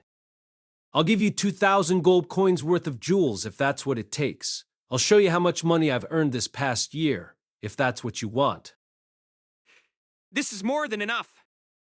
No need to be bashful. I'm often away from home, and I'd hate for anything to happen to my family while I'm not around. You understand that, don't you?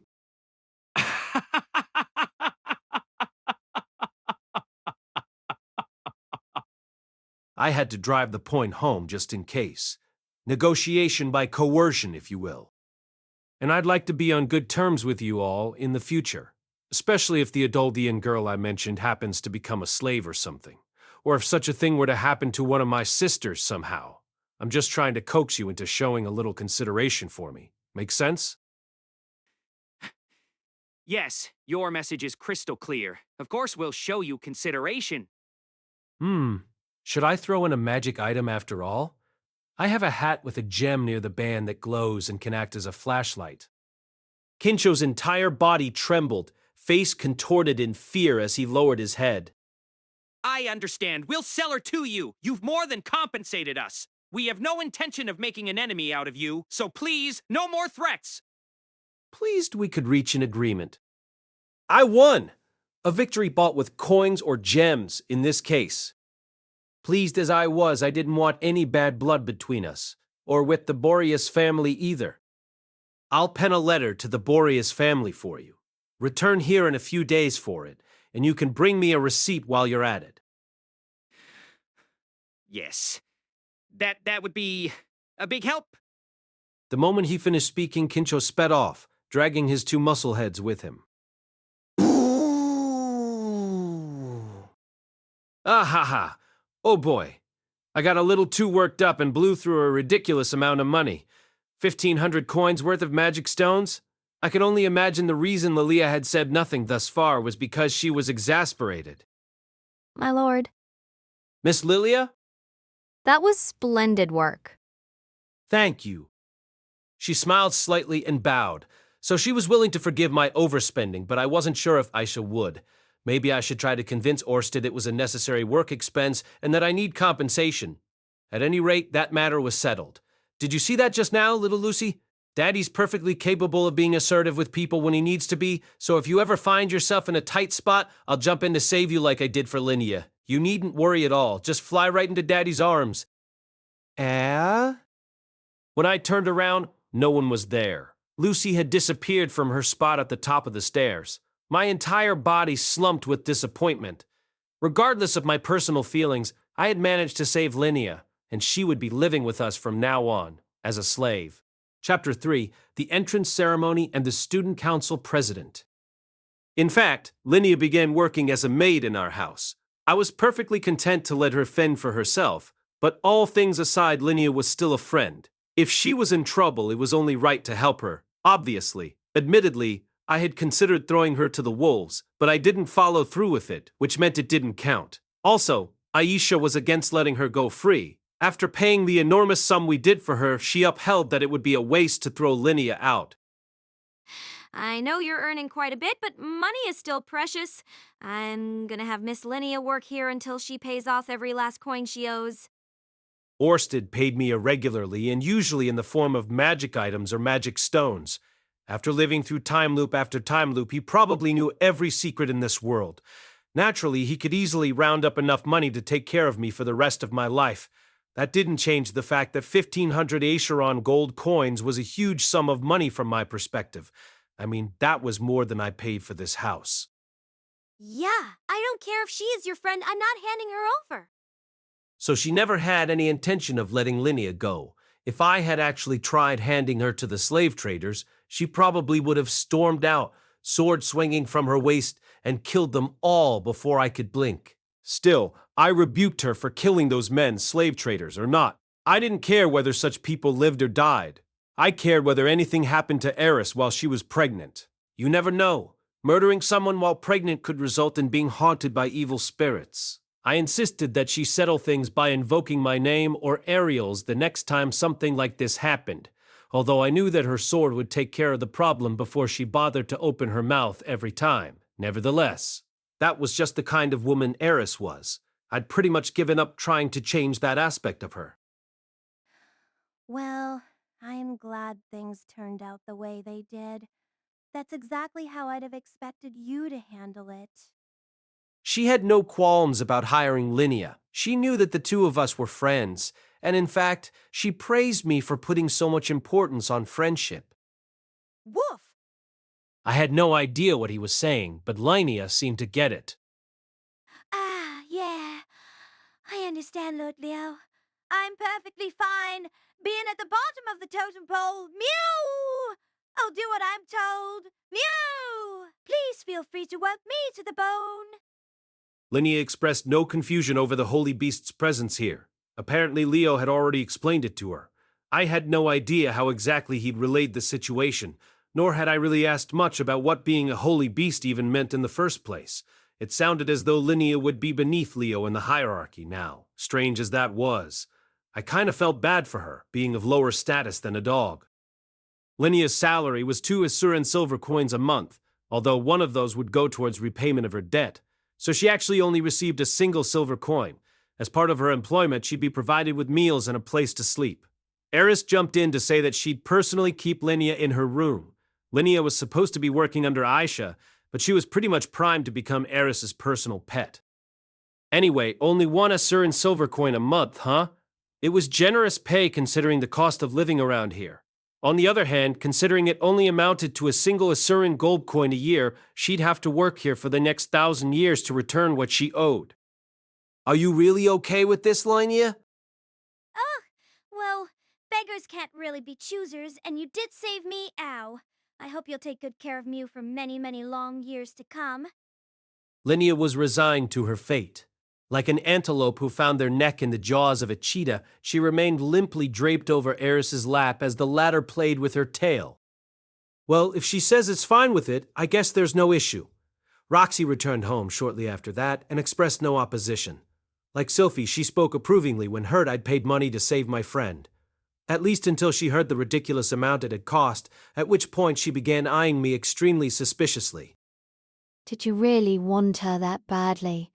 Because she's a princess or virgin or whatever. Fortunately, it didn't take too long to dispel that misunderstanding, but as usual, no one had any faith in my downstairs brain. The next morning, Roxy and I set out for the University of Magic. Since there were 2 of us, we decided to go by foot rather than ride on Dillo. The snow crunched under our shoes as we walked. It had been a long time since I'd stopped taking classes there, and I'd also been given an exemption so I didn't have to show up to our monthly homeroom either.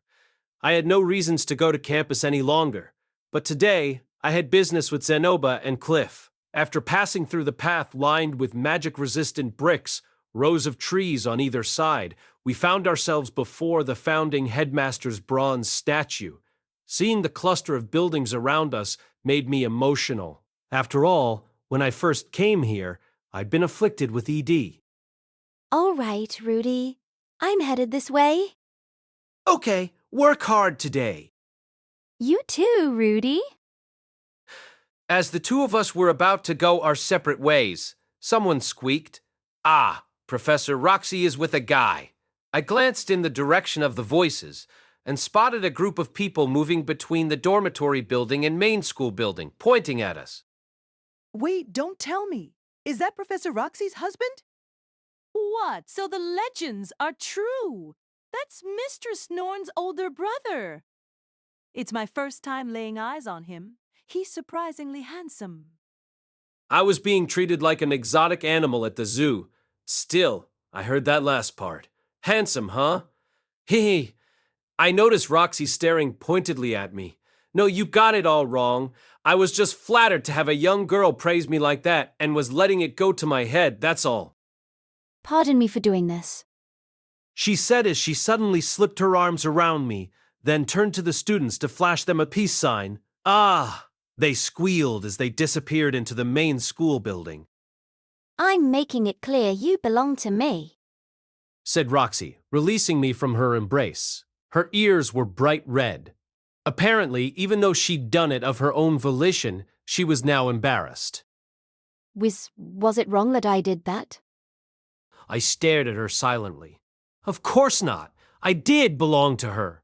If she wanted to brag about that, I more than welcomed it. In fact, my heart was pounding like that of a young girl deeply in love. I planted a kiss on her cheek, enjoying how soft her skin was.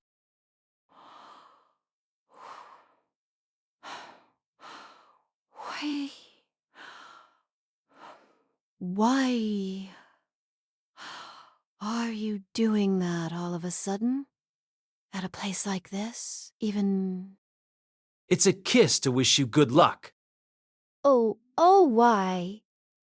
Ben, yes. Well, message received. I will be off, Rudy. Stiffly and gallantly as a robot, she marched toward the staff building. I watched her go before heading off toward the research building myself. A little too early, maybe? Cliff still hadn't arrived at the research building by the time I got there. He was a parent now, so no doubt he was busy. On the other hand, Elenise had promptly withdrawn from the university after giving birth. She had only enrolled to find a man anyway, so now that she'd found one and had a child with him, it was goodbye education. Many would judge her for it, but everyone had their own reasons for attending the university. Personally, I wanted to respect Elenise and her choices. Nonetheless, with Cliff absent, I had free time on my hands. Perhaps it would be better to visit Zenoba first instead.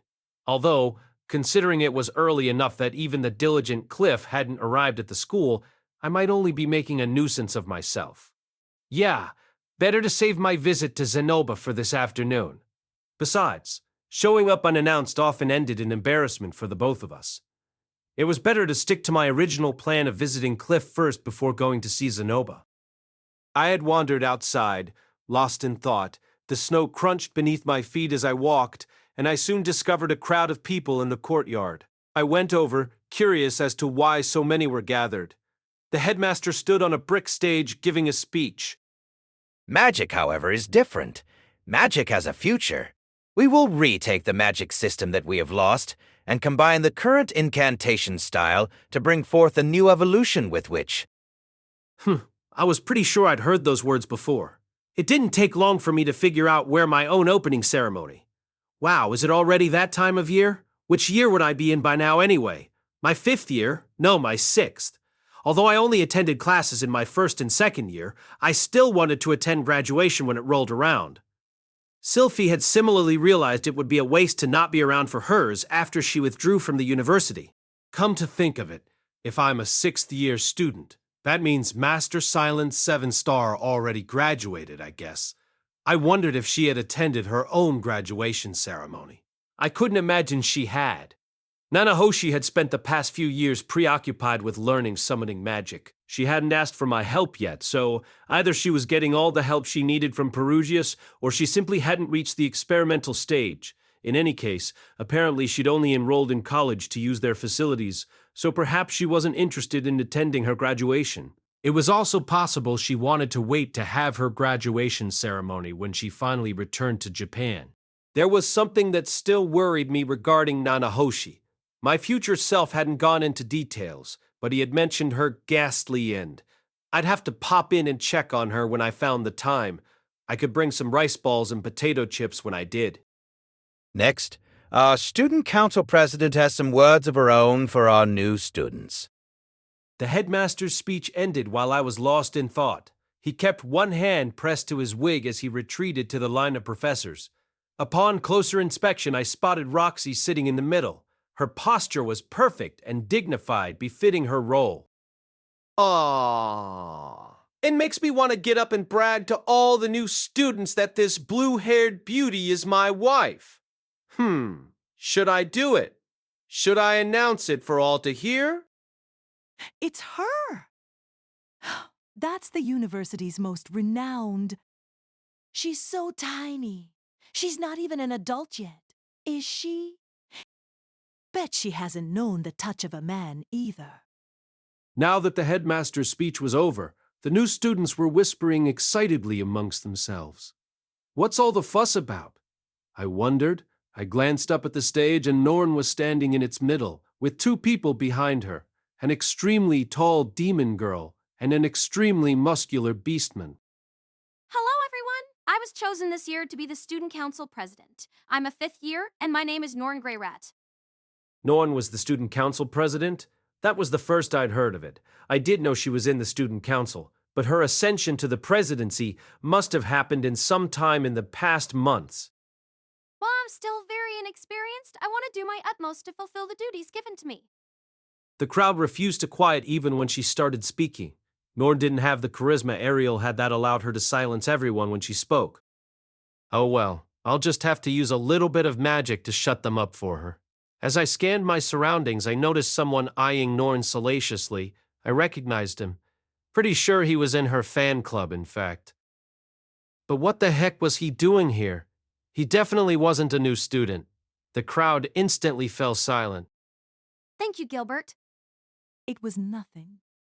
You have come from all corners of the world to this university. Among you, I am sure there are some who have led lives I cannot even begin to imagine. However, while you reside at this university, you are a student here. That means you must conduct yourself accordingly and uphold our rules.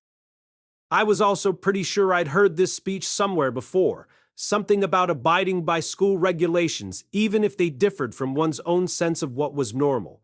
When I first enrolled, Ariel had been the student council president and had given a similar speech. It seemed like the general theme of the president's speech was pretty fixed. And that is all I have to say. I hope you will enjoy your lives here as students. Norn bowed and left the stage. She walked with purpose, each step full of confidence, and, oh, our eyes met. In that moment, she missed one of the steps and crashed to the ground. Snickers erupted from the crowd. Ah, what a shame. If she'd only kept it up for a few seconds longer, they'd have all regarded her as a sophisticated student council president. Strangely, the lewd gazes directed at her intensified after that blunder. The guy from her fan club seemed thoroughly pleased, too. Clearly, this world didn't lack for fans of clumsy girls either. So our student council president is only in her 5th year, huh? Norn sure had worked hard to get where she was. As her brother, I could hold my head up high. If Paul were here, he'd probably be hiding in the bushes with one of those super telephoto lens cameras on a tripod, recording every second of her big moment. It filled me with such emotion.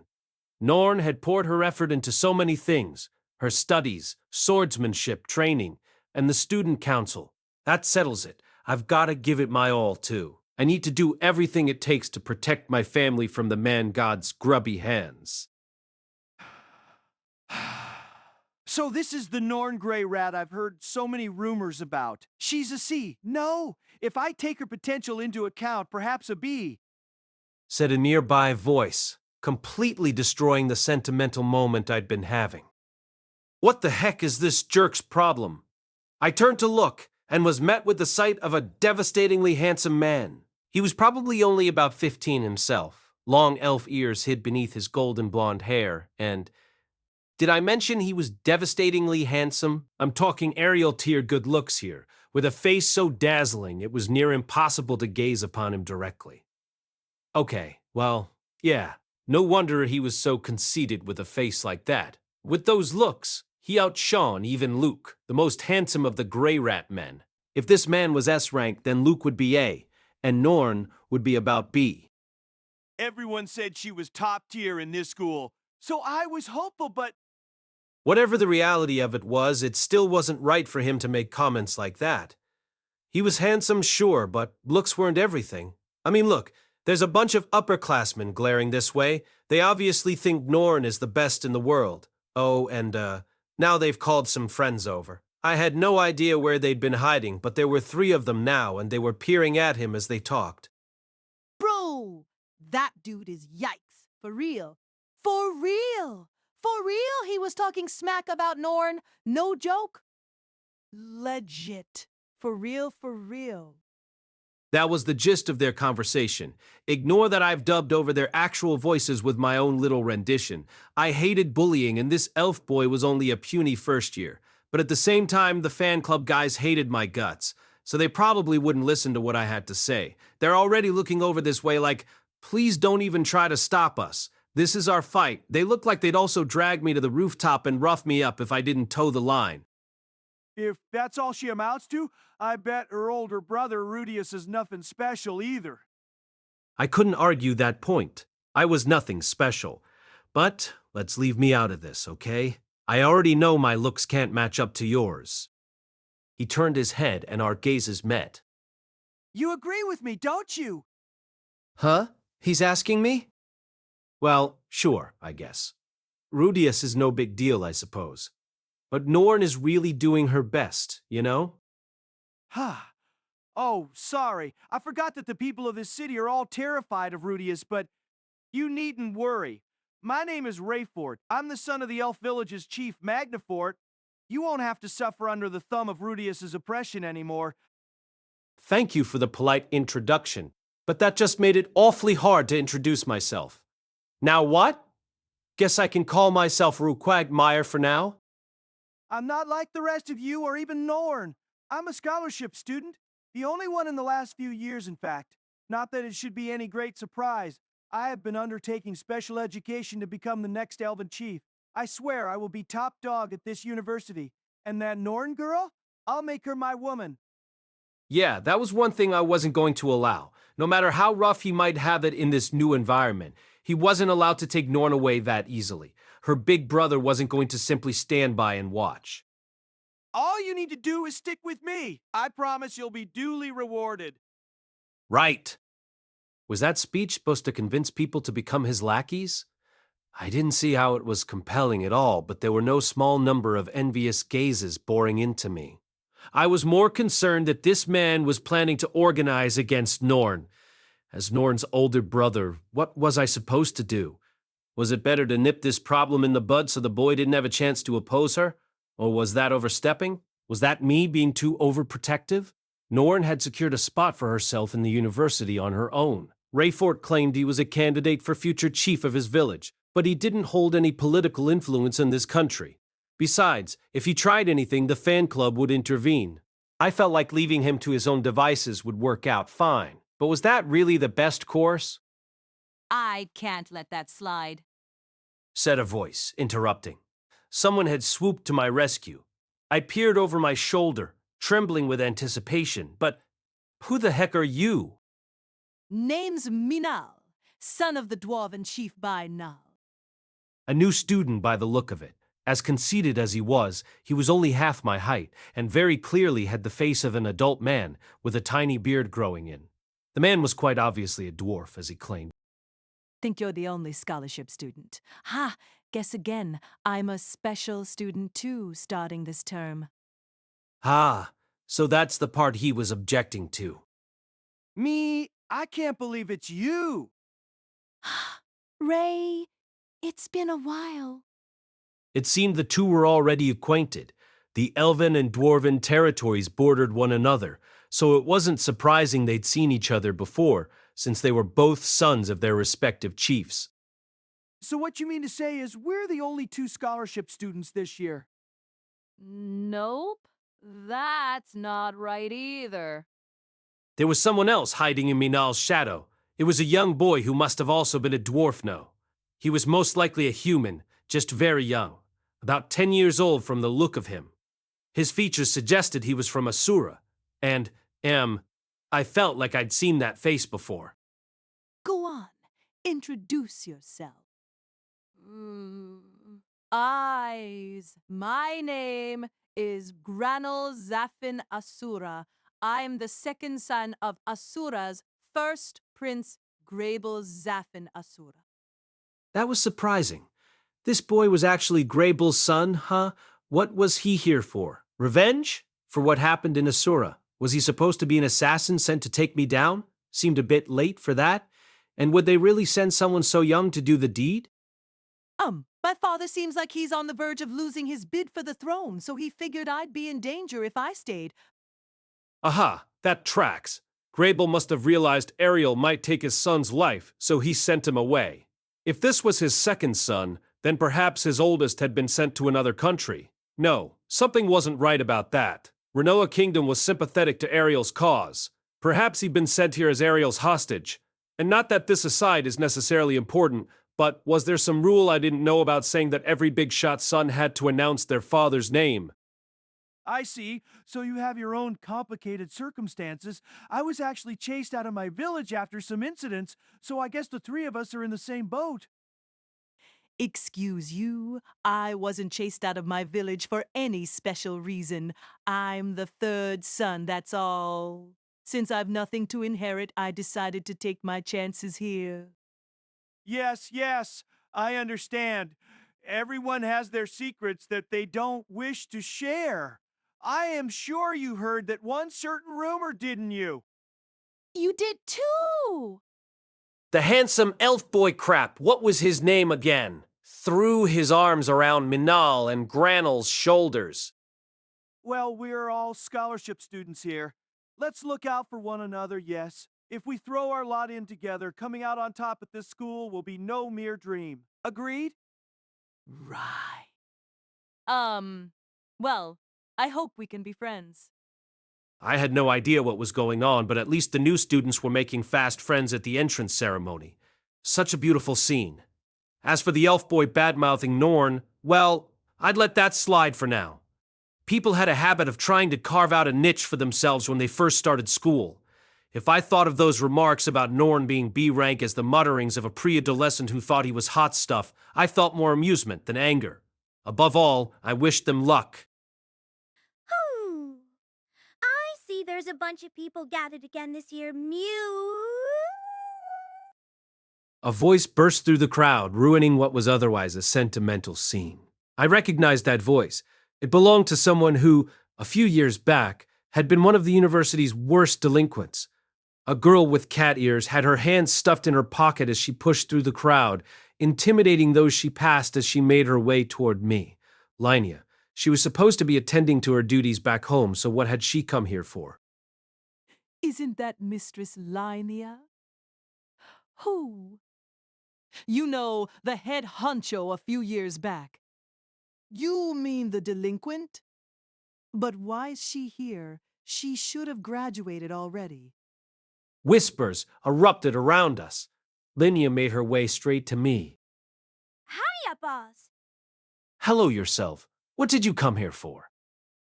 Lady Roxy forgot her lunchbox, so I came to deliver it. Mew, I dropped by the staff room and they said she'd be here. That made sense, although it wasn't even lunchtime yet. Aisha must have worked fast to send Linia so quickly. Or perhaps Roxy forgetting her lunch wasn't all that rare. Incidentally, I hadn't packed lunch either. It wasn't that I didn't want to eat home-cooked food for lunch. I'd opted out of doing it today since eating out with friends was, in my opinion, just another facet of communication. An awkward silence fell as I noticed the two boastful boys from earlier, the dwarf and elf, were suddenly averting their eyes and staring nervously at the ground. Hey, what the devil is going on? I thought she'd gone back to the Great Forest. Well, that's what I heard. Huh. What's going on? Linia finally took note of their presence. She amiably waved a hand at the two boys. Hiya, Ray, me. The two flinched and glanced the other way. Apparently, the three of them already knew each other. Hey! When'd you guys make your way here from the Great Forest? Mew! Hasn't it been like a whole 10 years? Man, how the time flies, Mew. Doing well for you all like that. I'm over here. Crap, this could get bad. She has that look in her eyes that she always does when she starts picking a fight with people. The kind of look a cat gives to the prey it's stalking. And now you've got that poor boy Granel shaking in his boots. Sorry, I think you have the wrong person. Yeah, those aren't our names. Say what? Linia's hands shot out, clamping down on the tops of the two boys' heads and turning them toward her. Her voice was low and threatening. She sounded exactly like the school bully who corners you and asks you to spot him the money for a train ticket. Trying to tell me you've forgotten me. Guess it has been a while, Mew. Guess it makes sense, Mew. You boys don't have very good memories, do ya? I suddenly understood the relationship between them. Linia and Prasenna must have been the leaders of their little band, and these two were their underlings. Pretty ironic that she still acted awfully arrogant after she'd become a slave. And no, perish the thought. We just heard rumors that you'd gone back to the Great Forest, so we were sure you had to be someone else. Ah, right. You look absolutely gorgeous when Miss Prasenna isn't around, so we didn't recognize you for a second there. So, have mercy, please. All right. I think it's about time I put a stop to this.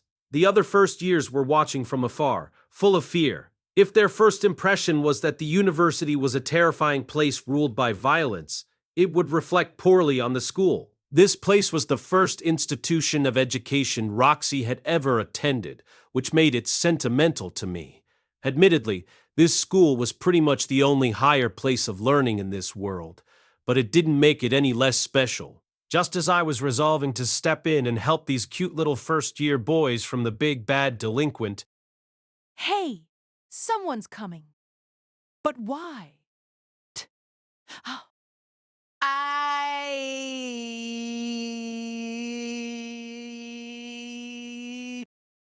Again, the crowd around us began chattering noisily. Someone made their way through the cluster of people and over to me. Norn, the student council president, kept her brows drawn solemnly as she approached, her light blonde hair inherited from our mother bouncing with every step. The tall demon girl and the muscular beastman I recognized from earlier on the stage were close behind. Seeing them reminded me of Ariel. So proud of you, Norn. Yes, she'd flubbed it a moment ago, but this time she only had to deal with Linnea. Just give her a few stern words and then everyone will see what a majestic a president you really are.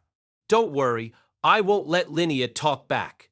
Your big brother will stand right behind you and shut her down. Big brother. To my surprise, Norn slipped right past Linnea and came to a stop before me, both hands on her hips. She was fuming as she glared straight up at me. What are you doing here at the entrance ceremony? Wait, so Linnea was getting a free pass for her behavior?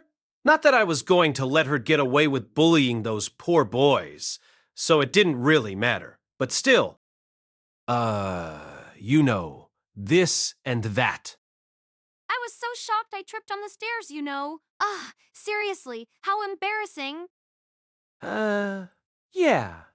Well, your speech was great. You killed it up there. Father must be watching from heaven, and... That's not what I want to hear right now. I was trying to praise her and just pissed her off more. How depressing.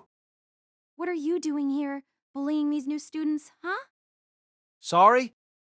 Bullying? Me? Surely you're joking. I glanced around at the crowd. All gazes were focused on Norn and me. The way people looked at her made it clear they looked to her for protection, whereas they regarded me with fear. How strange. They were acting like I was some kind of villain. Tell me, what did these poor first years do to you anyway? And nothing. Although they did badmouth you a bit. Something about her being an inferior B rank or something, right? Yeah, I think. I am perfectly used to hearing those kinds of things already, so knock it off. You have them all terrified. Well, they're terrified because of Linnea. And you're the one who set her on them, aren't you? Oh, shice. So that's what this is about? That's how everyone else sees this? That I'm the evil school underboss and Linnea is my right-hand thug? Well, crap. I guess I have my past actions to thank for this, huh? In fact, I already heard Big Brother. Heard what? From who? Your big brother is already on the verge of tears over here. Are you really going to kick a man while he's down? Miss Roxy told me a few moments ago. She said you're keeping Mistress Linnea as a slave. What in the world are you thinking? Oh, that. Okay, sure, she might be a slave, but I'm not treating her like one. In exchange for shouldering her debt, I'm having her repay what she owes by working around the house. There's nothing skeevy about it. Norn frowned and pursed her lips in a pout. That's right. I saved Linnea. I ain't got nothing to feel bad about, you hear me? Nani. Everything the boss is saying is true, Mew. He basically saved my butt. Mew. She rubbed her hands together and slid up to us, as if trying to ingratiate herself. The two boys, meanwhile, visibly relaxed. Oh, really? Well, I suppose you don't look like you're in a sorry state, so it must be true. But since you have already graduated, Mistress Linnea, I would appreciate it if you would please stop causing troubles at the school. I wasn't causing any problems, Mew. I was just saying hi to a few familiar faces I recognized from a long time ago. Norn glared up at her, looking about as intimidating as a kicked puppy. Ah, adorable. Okay. I get it. I'm in the wrong, Mew. So many people were looking, so I got a little carried away is all. Mew. Norn's lips drew taut as she continued staring up at Linnea, who for her part scratched her head awkwardly. Apparently Linnea didn't count this as an actual fight. Maybe she might have just stopped herself shortly after anyway and declared, "Just pulling your tail, Mew. You boys make sure you don't slack off, Mew.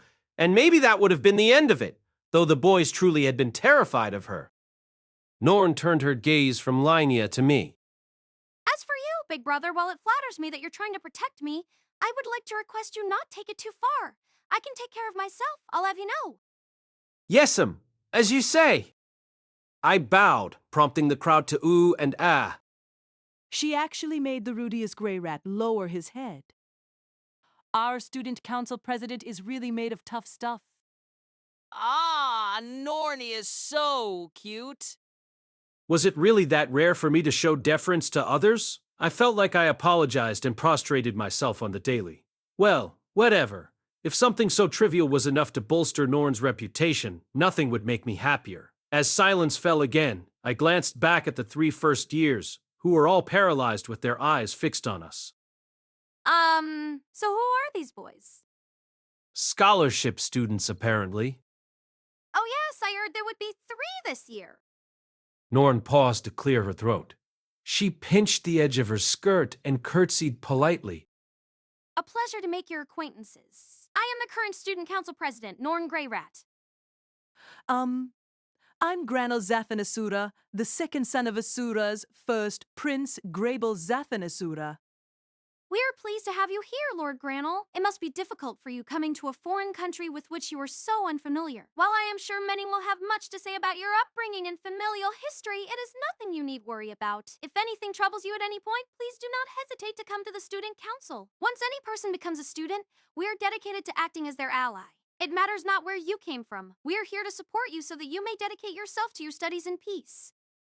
Those words, formal and stiff as they were, came right out of her mouth without a single fumble. I suspected she must have practiced this spiel, given how gracefully she spoke. She gave another elegant curtsy. Yes, of course. Well then, I bid you an enjoyable time at the school. Norn wrapped up their conversation and walked off. Young Granel stared after her, completely dumbstruck. He wasn't the only one. I was frozen solid, too. In the short time since I had last seen her, Norn had become even more impressive. I could only guess she was taking etiquette classes. That said, if she could already handle herself with that much grace, there was no way she'd be undermined by a couple of first-year upstarts. In fact, Rayford had been trembling in place, his eyes glued on me for several minutes now. Not wanting to get any further entangled in their affairs, I grabbed Linnea and decided to leave the scene. She could leave Roxy's lunchbox in the staff room on her desk or something. 3 new scholarship students enrolled in the university at the same time Norn took the student council president's seat. The next generation was taking the reins at the school, and with that, brand new changes were sure to follow. Contemplating this, I parted ways with Linnea and made my way back to Cliff's research room. Mushoku Tensei Volume 18 by Raifujin Namaganad, cast by Artale Studio. If you are interested in creating your own audio drama like this, please visit www.artale.ai and use promotion code ARTALE to activate your account. Now, enjoy the story. Seems Linnea does seem pretty fond of Rudy, and she is pretty erotic. They were talking as though I was going to put my hands on Linnea. Admittedly, she was quite voluptuous and appealing.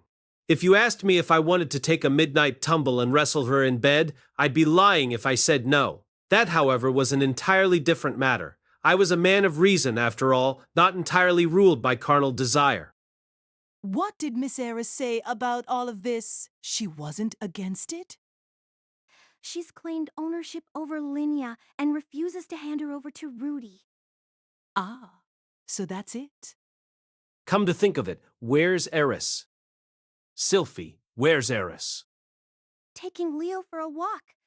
I keep telling her that she's pregnant so she should give it a rest, but she won't listen to me. Seems like every afternoon I look out and she's practicing with her sword again. I understand she's past the precarious stage of her pregnancy, but what is she going to do if she causes herself to miscarry? Eris was the same as ever. I only wished she'd keep the jumping and leaping to a minimum. She was certainly strong, but the baby inside her wasn't. It made me worry if she could actually safely carry it to term. Oh, welcome home, everyone. You guys have to see this. I shifted my gaze and glimpsed Aisha at the top of the stairs. She excitedly turned around and beckoned at someone. A woman stepped up to the railing, wearing the same maid outfit as Aisha. She came down the stairs and stopped at the landing to spin in a circle. As her skirt danced through the air, it gave me a brief glimpse of her thick calves. The girl then posed like a graveyard model and said, Mew-ha. literally a cat girl maid. I made some adjustments to some of Mother's old clothes and created an outfit for Miss Linnea. What do you think? Cute, isn't it? It was definitely cute. Even the girls present breathed sighs of admiration. So Aisha made that by hand? She claimed it was a used outfit, but it looked brand new to me. I guess maybe the fabric itself is old. Why put off tomorrow what we can do today? I'm gonna have her working her tail off. Yes'm, ready for duty, Mew. Let's start with the cooking. Petite little Aisha led the way with the much taller Linnea marching behind her. The two were in high spirits as they filed past us and began preparations in the kitchen. It was kind of entertaining to see Aisha so pumped up. Mistress Linnea certainly does seem to be in high spirits.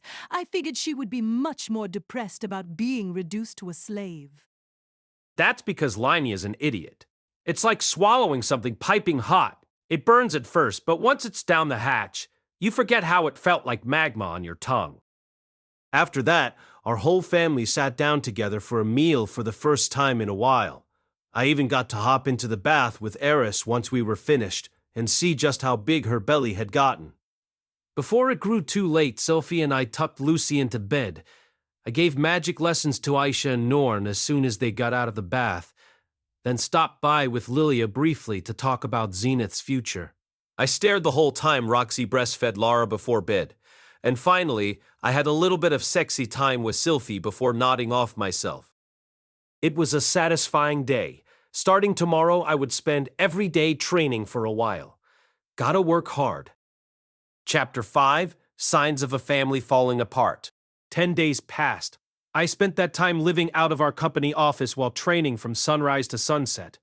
When Orsted was around, I worked on building my stamina in the mornings, did mock battles in the afternoon, and took lessons inside the building in the evening. I made sure to clean my room before bed and organize documents. The cycle would continue over and over in this way. On days when Orsted wasn't around, I spent all day training. I would equip my magic armor and work on the different forms Orsted had taught me until I was too exhausted to continue.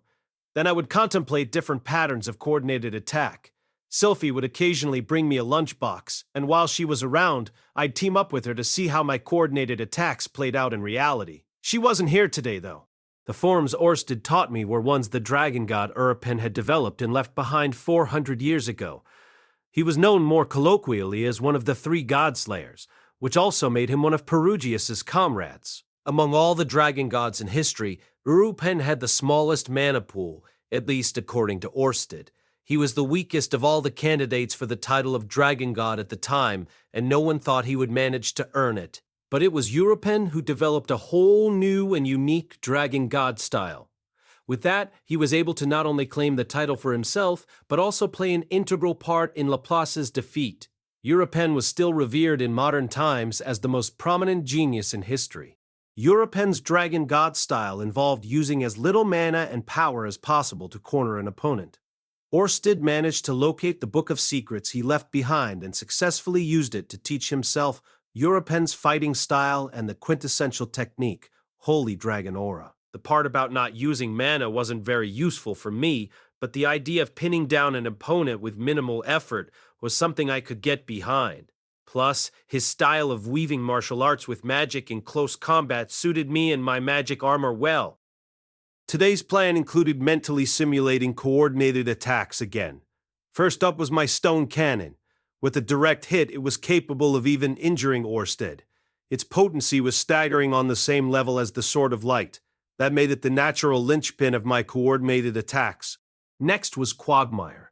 I had used it so many times that it was the one spell in my repertoire I could conjure the fastest. It was best to place it at an opponent's feet when they were charging forward at top speed, where it served as a good launching point for going on the offensive.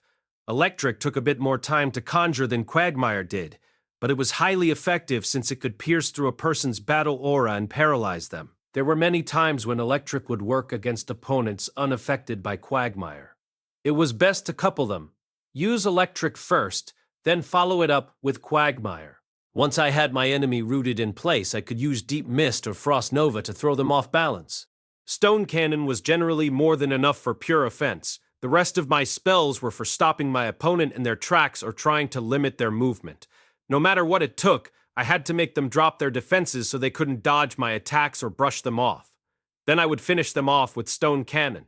If I could pull things off in that order, I was practically guaranteed victory against any opponent, or so Orsted assured me. Most important was making this sequence of attacks second nature.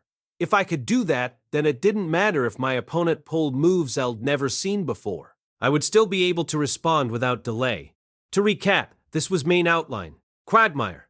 Enemy makes a move. I use magic to respond. They make another move. I respond to that with my magic again, pin them down, and hit them with a stone cannon. Yup, talking about it was easy enough. The main issue was some swordsmen could cut right through mana and magic alike, and there was no guarantee I'd get the drop on them every time. It was highly likely any supplementary magic I tried would be ineffective. That made it tough. Incidentally, Orsted had taught me some spells above King Tier for multiple different elemental schools. I hadn't accomplished much with that knowledge, though. Most offensive spells above King Tier apparently consisted of arranging a combination of spells from Saint Tier or below. Let's use the Emperor Tier water spell Absolute Zero as an example. All you had to do was increase the speed and potency of Frost, which itself was a combination of Water Cascade and Icicle Field. Absolute Zero let you skip drenching the opponent with Water Splash, instead allowing you to freeze a wide area in an instant. I could already use Absolute Zero. It was no big deal. I'd already acquired spells up to Emperor Tier. That was why when Batagati said I could call myself an Imperial Earth Mage when he saw my Stone Cannon. Ordinarily, there was no way to increase the potency of Stone Cannon, but in theory, it could be strengthened using the same process of combining spells like with Absolute Zero. Since I had already learned up to Saint Tier magical spells in each of the 4 offensive schools, one could say I had already mastered all there was to master. As for God Tier spells, I probably wouldn't be able to use them anyway. Apparently, you needed an enormous amount of mana, and extremely fine control over said mana, in addition to using an insanely long incantation and a magic circle to help control the spell. As Orsted told it, the potency of these spells was such that they could change the landscape. Some of the strange geographical features in this world were actually the results of such magic. Frankly, I was still pretty crappy when it came to drawing magic circles, and I didn't see a point in using magic on such a grand scale. Solid foundations, practical experience, and combined magic. Those were the 3 things I needed. Best to start from the ground up, as with all things. Rude day.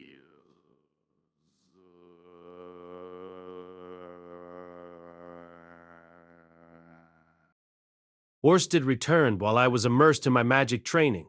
I immediately whipped around to bow to him. Welcome back, sir. Indeed. It was an employee's duty to properly bow in greeting when the CEO showed up at the office. Having only one employee probably felt a little desolate to him, but we had to hang tight until Cliff concluded his research. When we eventually hired in more employees, I wanted to make them all bow their heads in unison to the CEO, so what if they called our company shady as a result? We have work. When I first started bowing to him and acting all polite, he commanded me to act normal, but he'd grown used to my antics by this point. You'll leave in 3 days. Lil explain the details to you now. It would be my pleasure to carry out a mission for you, sir.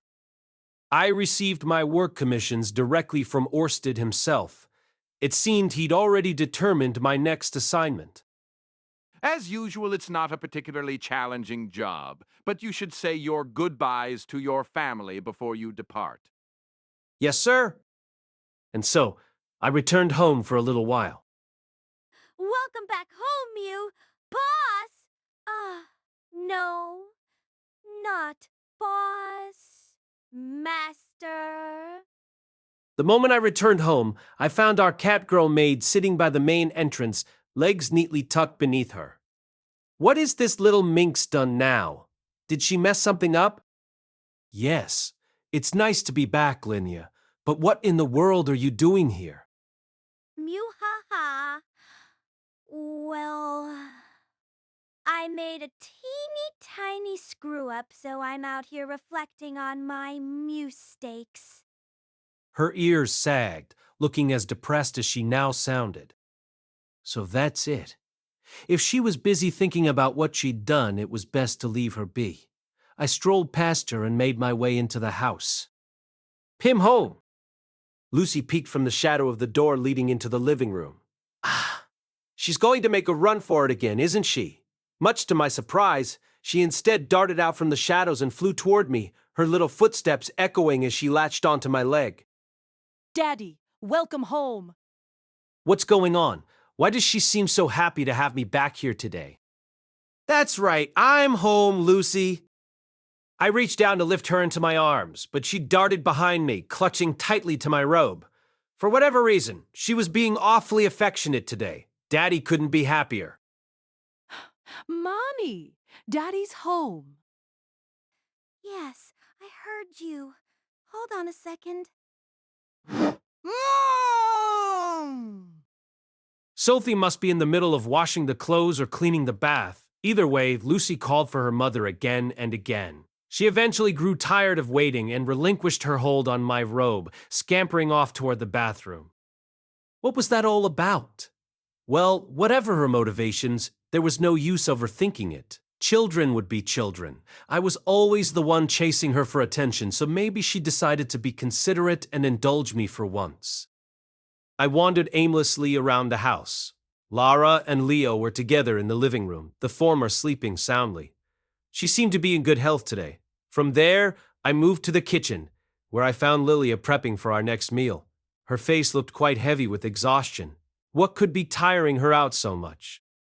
Miss Lilia, I'm back. Welcome home, my lord. Are you feeling fatigued? No. Her face looked a bit paler than normal, despite her denial. I think maybe you should rest. It's nothing to worry about. Are you sure? Yes. If she insisted, then I wasn't going to push her on it, but it still made me worry that I might be pushing her too much. If you're feeling physically unwell, please don't hesitate to take a break, I told her. I appreciate your concern, but I truly am fine. I was going to take her word for it, but if it wasn't physical exhaustion, perhaps it was something mental. In other words, anxiety. Did something happen? A short time ago, Lady Eris left to go to the school. Eris did? Why? She claimed she's supposed to teach Lady Norn swordsmanship today. Swordsmanship, huh? Ah, my pregnant wife really was a restless thing, wasn't she? Maybe Eris was aspiring to be an instructor. I wouldn't oppose that, of course, but I did wish she'd rein it in a bit while she was pregnant. She was making me worry. My apologies. We all tried to stop her from leaving, but before we knew it, she was gone. Oh, it's okay. Thank you for trying. Eris wasn't the type to do what she was told anyway. No wonder Lilia was exhausted. Perhaps I needed to have a stern word with her myself, though it was debatable if she'd heed anything I said either. Sophie was equally unlikely to get through to her, but Aisha was better than anyone at presenting a persuasive argument, so maybe she could convince Eris. That reminds me, where is Aisha? She's in the rear garden. As Lilia said, Aisha was indeed in the rear garden. She sat in a corner, her shoulders noticeable trembling from behind. As strong as she seemed oddly vulnerable right now. Was she crying? Aisha? Be big brother, welcome home. Aisha glanced over her shoulder at me, her tone perfectly normal. I scrutinized her face but could find no sign that she'd been sobbing at all. But she did immediately sigh. I noticed she had a shovel in her hand and was digging a hole in the corner of the garden. When I peered into said hole, I found a number of porcelain shards. I recognized the patterns on them. There was a cup handle in there too, which I also remembered from somewhere. I'd seen it on a fancy teacup Aisha had bought long ago with her own allowance. As far as I knew, she was incredibly fond of that cup. She would always use it whenever she had tea. Aisha had allowed me to use the cup just once in the past. She'd worn a happy grin on her face as she declared, "You're the only other person Bill let use this cup." She also said something like, "See, doesn't drinking from a good cup make the tea that much better?" Honestly, I hadn't seen any difference. The only thing that stood out in my mind was how happy she'd looked, and that the tea had been quite tasty. And now her beloved cup had been shattered. Hey, big brother. What is it? She was livid, fuming with quiet rage. Oh, crap. Had I done something wrong? I had no qualms about apologizing if the situation called for it, but saying sorry when I didn't even know what I'd done wrong would be like pouring fuel on the flames of her ire. So what do I do? What could have caused this? Can we get rid of that cat? Sorry? That cat? What cat? Oh, wait. She was probably referring to the feline seated at the front entrance, with her legs neatly tucked under her. Oh, I guess it would be wrong to get rid of her. We could sell her to those slave traders, or rather to Miss Eris's family. Judging by the way they talked, her family would pay a high price for her, right? Maybe they won't give us 1,500 Asur in gold coins, but they'd give us at least half, right?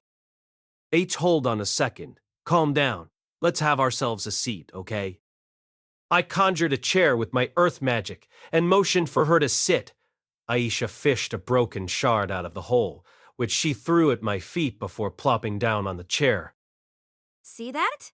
It's not particularly expensive, mind you, but it's not something you can get your hands on anymore. The person who made it died, and the shop that sold it went under. Well, anything like that is going to break eventually, you know. I said, conjuring a chair for myself and taking a seat in front of her. I wanted to try to get her to calm down a bit first. I know that. I'd hardly get that pissed off over a single broken cup. All right. For starters, it seemed Linnea had been the one to break the cup, which upset Aisha. She claimed she wasn't angry, but she was clearly fuming. Just don't think that cat is cut out to be a maid at our house. When she tries to wash dishes, she breaks them. When she tries to clean the house, she shatters mirrors. When she tries to wash the laundry, she gets the sheets covered in fur. Everyone fails when they first start out. Linnea may look a little rough around the edges, but she actually comes from a pretty noble family and has been kinda spoiled. Well, when she was cleaning the living room, she nearly splashed water all over poor little Lara, you know? She did what? How did that happen? She was cleaning someplace high up and carrying a bucket of water in one hand and a rag in the other. Then she somehow lost her balance and started to fall. Well, I guess that didn't end up being that big of a deal, though. Did that rotten cat not even know how to clean? Thinking back, I had gone into her dorm room once before. It had been quite the pigsty as I remembered it. Not that it was good that she did that, but I wouldn't protest her employment here over something so trivial. Miss Norn is even worse than that and a slow learner to boot. Excuse you, no need to take pot shots at Norn. Pot shots? Oh, well... It's not like I'm trying to badmouth her or anything. My point is, that cat isn't that bad at learning things. Once she makes a mistake, she tends not to repeat it. But still, that furball won't apologize. Oh? She wouldn't apologize? Well, that certainly wasn't good. Whenever she makes any mistake, she doesn't act the least bit ashamed and just says, "New ha ha ha! My bad, my bad. Lil, be more careful next time. New?" For what it was worth, that probably was Linnea's way of apologizing. But an apology doesn't carry much value unless the person receiving it feels satisfied by it. If you only get further under the other person's skin, then your apology is meaningless. That's not good. You think so too, right? Personally, I'd probably forgive Linnea, but Aisha was her boss. She needed to have a crystal clear understanding about that. So, come on, big brother. Let's fire her, please. I'm begging you. I can't take working with her anymore. It was rare for Aisha to speak so disparagingly of anyone. Her patience really must be at its breaking point. Even so, nothing that catastrophic had happened. The shattered cup was merely what pushed her over the edge after a number of small, trivial offenses. On their own, they were simple to laugh off and forgive, but they'd piled up enough for Aisha to lose her patience. Yeah, but even so, I get what you mean. Linnea does have a habit of getting carried away, and she has her shortcomings as well. Still, this must be a hard situation for her. She's probably only acting cheerful because she's trying desperately to acquaint herself with her new surroundings. Maybe that's why it looks like she doesn't feel ashamed at all for her mistakes.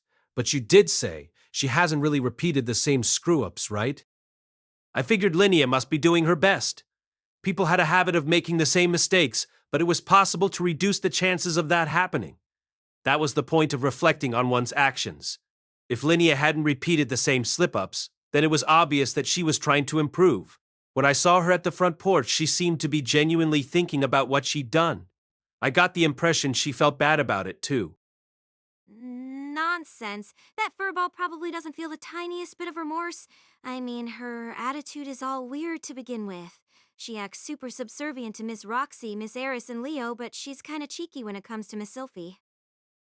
Aisha's lips curled outward as she pouted, insistent that Linnea was in the wrong.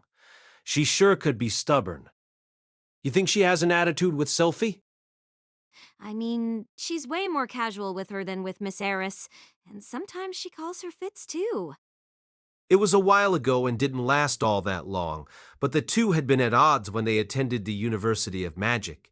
In a way, they probably were a lot less formal with each other. I shrugged. That's probably just because they've known each other a long time. I hope that's really all it is, but ever since Linnea's arrival, the whole house has been weird. Weird, huh? Now that she mentioned it, we'd never had this kind of problem when Roxy or Eris came to stay here. Anyway, they'll make sure she apologizes properly if she messes up again. As for the things she's destroyed, we can add that to the debt she owes. They'll also lecture her about fixing her attitude and acting like a proper maid. After I do all that, would you be willing to give her a little bit longer and see how things play out? For me? Niche, Aisha grunted, lips still gathered in a pout. She snapped her eyes shut and turned her head away. Seeing her act this way, I suspected she really just wanted to vent her frustrations and that her anger had all but subsided. Hey, come on, Aisha. I know she's a mess, but she is my friend. After a very, very long pause, Aisha finally said, Well, I guess I can forgive her this one time for your sake. She hopped to her feet and faced me. But, big brother, even ignoring how I feel about the matter, things aren't gonna end well if they keep up like this. Then she went back into the house. I made sure to give Linnea a thorough talking to after that. She gave me a perfunctory yes-ier mew, but seemed a little too casual about it for my liking. I hoped she took my words to heart. Later, when Eris returned home with Roxy, I warned her against doing any intense exercise for a while. She folded her arms and frowned at me, huffing. I know that. I could tell this was an instance where she said she understood but really didn't. At least she wasn't charging outside and brandishing her sword everywhere. Once her tummy and thighs grew a bit bigger, she'd probably start taking it easy. That didn't stop me from worrying, though. I hope the baby was hanging on in there. You have Eris as a mom and me as a dad, so I'm sure you can do it. Go, baby, go! Thanks to Aisha's sullen mood, dinner that evening was unusually gloomy. When we finished our meal, Sylphie whispered to me, Linnea hasn't gotten used to living here yet. She wore a guilty look as if she felt responsible. There was no reason for her to, but perhaps because I was leaving the house in her care, she felt like it was her duty. As Aisha warned me, perhaps things really were headed in an unfortunate direction. Would it be best for me to step in and deal with it before I left for my next assignment? Or was it wiser to stand by a little longer and watch how things played out? I decided to sleep alone that night since it was both Sylphie and Roxy's time of the month. Frankly, after going without for 10 whole days while training, it was kind of rough not getting any. I had little recourse otherwise, though. These days happened. Rudius. As if sensing the needs of my libido, or perhaps spurred on by her own, Eris showed up just outside of my bedroom. She had her arms crossed as usual, legs braced in a wide stance. She'd been wearing warmer pajamas lately, but today was clearly a special occasion since she was wearing a negligee I only normally saw her in when we were having sex. The thin fabric barely covered her bulging belly. Tisk, tisk, tisk, Eris. Your tummy will get cold wearing that. We're doing it. No, we are not. Our baby was too precious. It was the rule here not to have sex when one of the girls was pregnant. But you want to, right? I already heard Sylphie and Roxy can't do it. It's fine. Just go without today. You're my husband. There's no need for you to go without. Eris promptly grabbed my hand and yanked me to my feet. She was so powerful that I had no choice but to be dragged along into the bedroom. Oh crap, I don't like how things are going. If we do it once, we won't be able to put on the brakes and stop there. And that was the problem. Forget how much she was exercising already during her pregnancy, we couldn't add to the physical activity. Wait, Eris, let's stop. It's not good to do it when you're pregnant. We'd both regret it if you had a miscarriage or something. I absolutely can't take that. I mean it. I know that. That's why I've been watching myself this whole time. Watching herself? Going to the school and walking the dog, she called that watching herself? Well, sure. It was probably good to get some exercise instead of remaining sedentary the entire time, but, still. Maybe it was just a matter of us having different ideas of what was appropriate. Maybe I was just being a worrywart.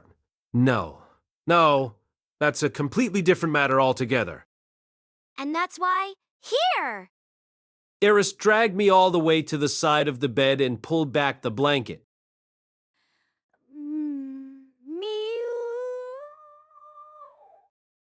Linnea was underneath, lying in my bed. She was wearing something similar to Eris's nightgown, looking beguiling even as she curled her body inward. If you can't have me, then have your way with Linnea. Me? Linnea glanced up at me with resigned determination, as if she'd given up fighting against this. The fabric of her negligee was so transparent I could almost see the peaks of her breasts. She had a tight waist but proper muscles over the rest of her body, which made her legs nice and thick. Her cat eyes gleamed in the darkness. Rather than feel aroused by this sight, I was so dumbfounded that I gaped at Eris. What is going on here? I told you! Linnea! My Eris was telling me to have sex with Linnea? Despite her affectations of nonchalance, she was actually quite the jealous one, and used to pout when she caught Sylphie and I fussing over each other. But now that same girl was telling me to sleep with someone else. Eris, doesn't this kinda, count as cheating? It's not cheating since she's a slave. That's what my grandfather and father always said. Besides, it's no secret since I'm right here. So there isn't a problem. Sorrows, Philip, get your butts over here and take a seat on the floor. Keep your back straight. Miss Hilda? Miss Hilda, are you there? Please, scold these two men for me. Your husband has taught your daughter some very weird and inappropriate things. Mummy and Daddy back in the Great Forest, your poor little girl has become a slave and now she's going to be a sex toy starting today. So she wasn't willing after all. It was best to put a stop to this. I couldn't let her be dragged into Eris's selfish whims. As for you, Persina, I'll be leaving you in the dust, loser. Victory's mine this time. Mew, suck it! Okay, I guess maybe not so unwilling after all. Maybe it was okay if she consented then. Linnea. Linnea's whole body jumped. Mew? She stiffened up but didn't try to run. I slid my hand past her thighs to her tail. She had the kind of supple muscles you'd expect of a carnivore, but she was soft in all the places a woman should be, too. My hand traveled up her back, feeling along her waist. It was tight and toned, tempting me. It's my first time. Go easy on me, Mew. I didn't respond to her request. It's scary if you don't say anything, Mew.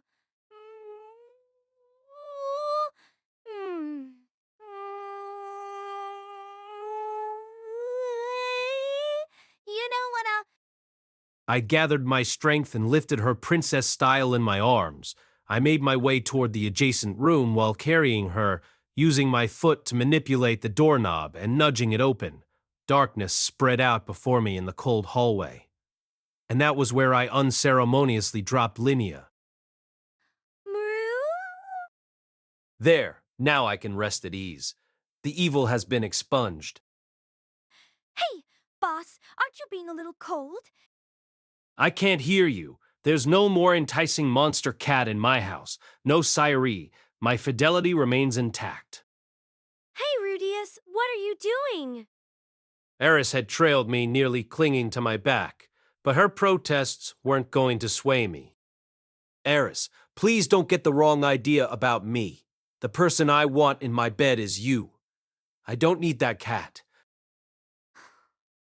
Ariel. If you're sure, then I guess. But I can't do it with you till the baby's born.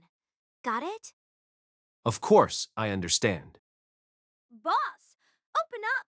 If you leave me out here like this, you're gonna leave my pride as a woman in tatters. Mew. Linnea was beating on the door, but I ignored her. As far as I was concerned, she didn't even exist.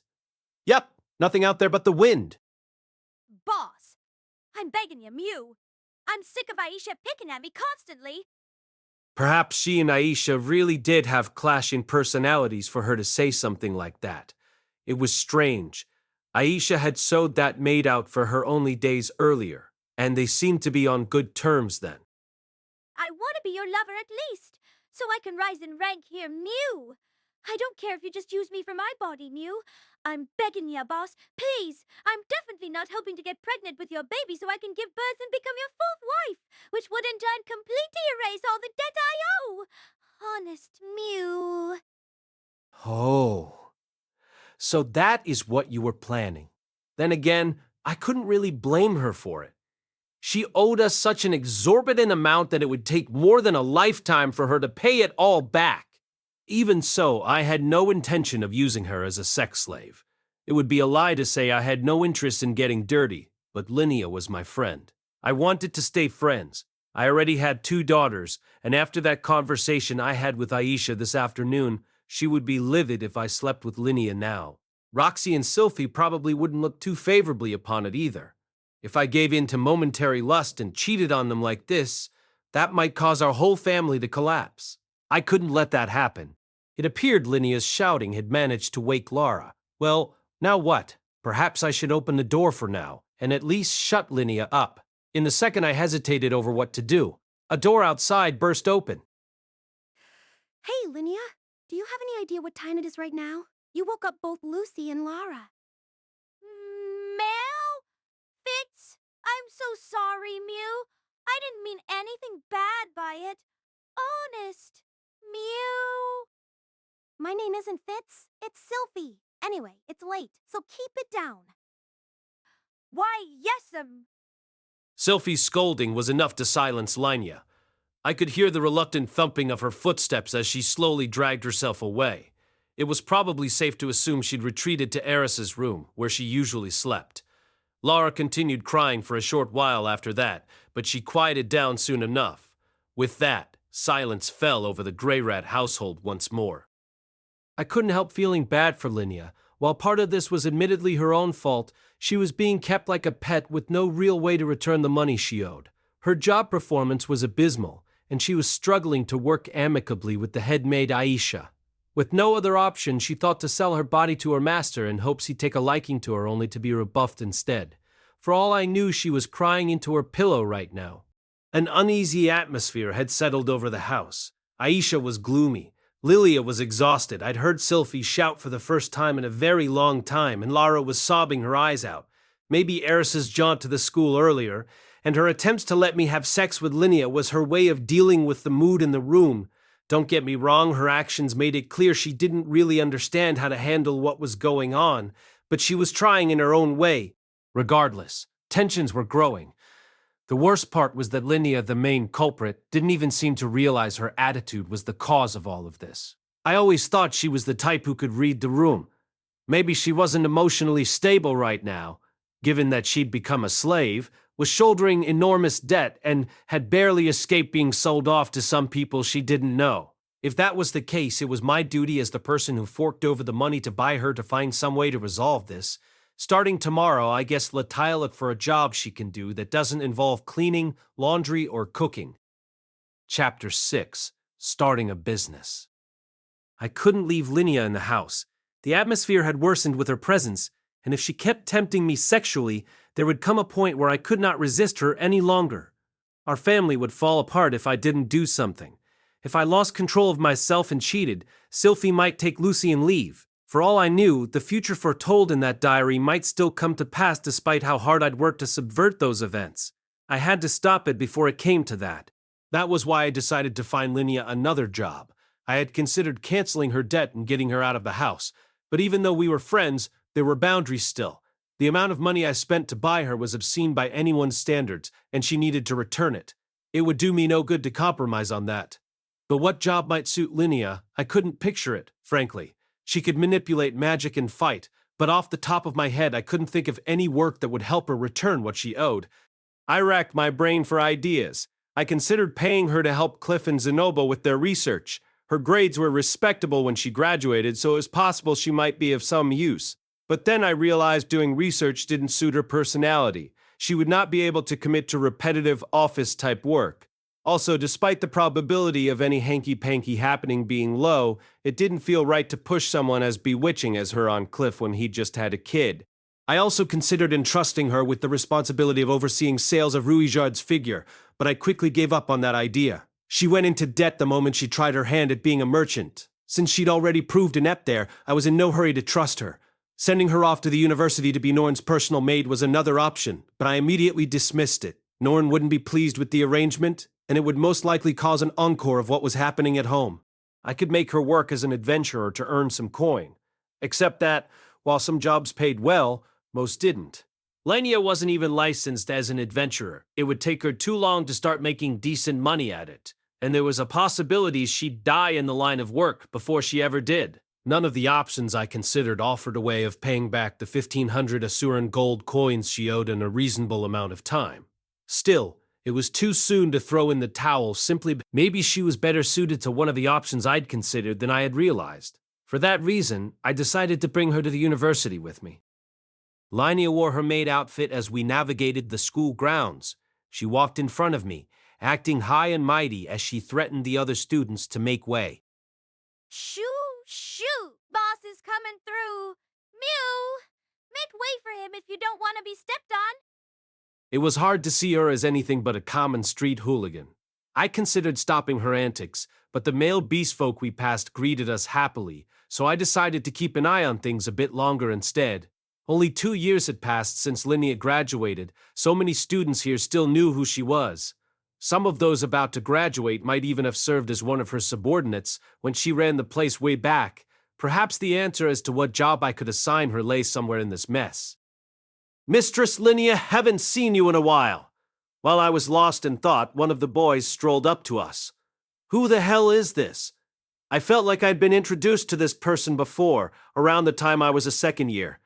I couldn't recall his name, but I did remember him being top dog of his class.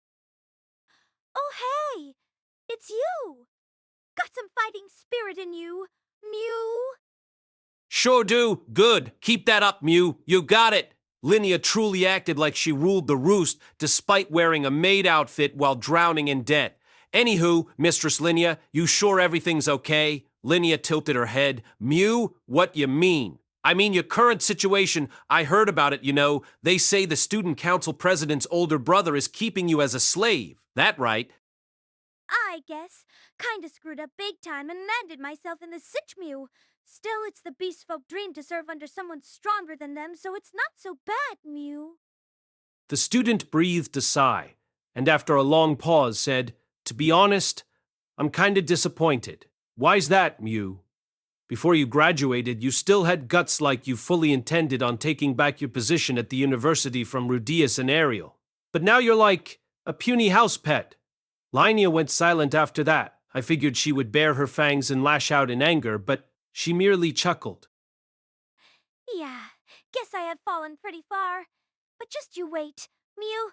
I'll claw my way up again, Mew. Claw your way up?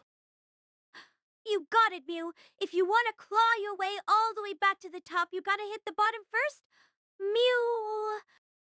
The student's eyes lit up with the realization of what she was saying, a smile breaking over his face.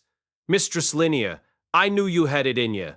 I guess I just wasn't clever enough to pick up on your plan." Well, my brain's built a lot better than most. Mew. In no time, the student was gazing at her with respect and showering her with praise. Once he was finished, he finally left to return to his classroom. Well, I guess it's great they get along. I kept quiet as we made our way to the research building. The whole way, people continuously paid their respects to Linnea. It wasn't until we slipped into the building where no one else was around that it finally stopped. As we shuffled through the halls bathed in silence, Linnea glanced over her shoulder at me. Boss, just so you know, that was just me talking tough, Mew. You mean with that, underclassman? Linnea rubbed her hand, sidling up to me as if she were trying to ingratiate herself. Part about me claw my way up.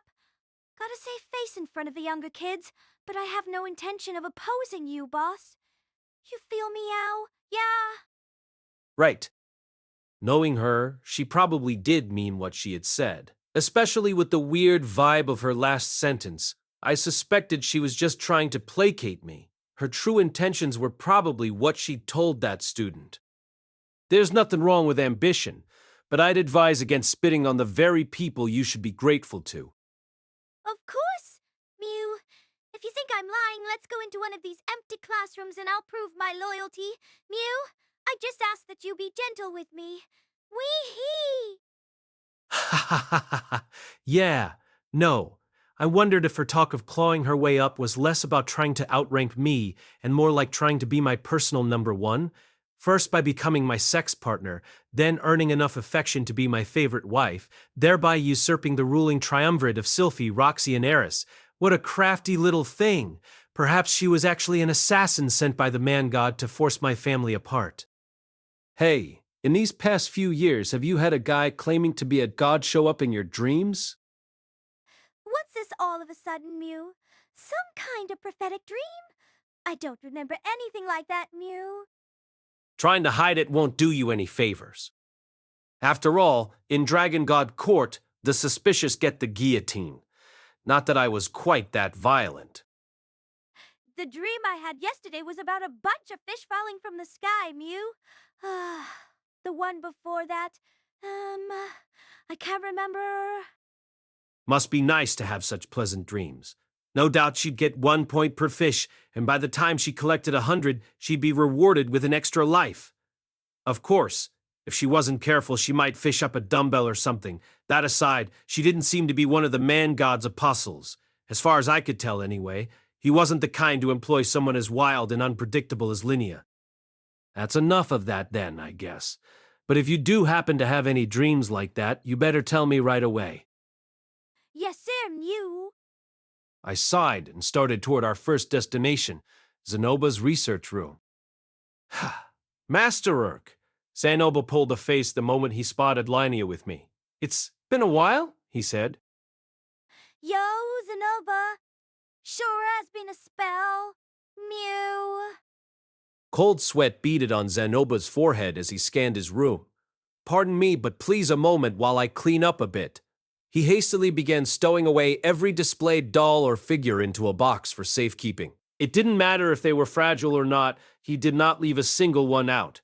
Julie was halfway through painting a rouged figure, but she stopped work to mimic her master cleaning her desk area. This should be acceptable. Very well, let us speak over there.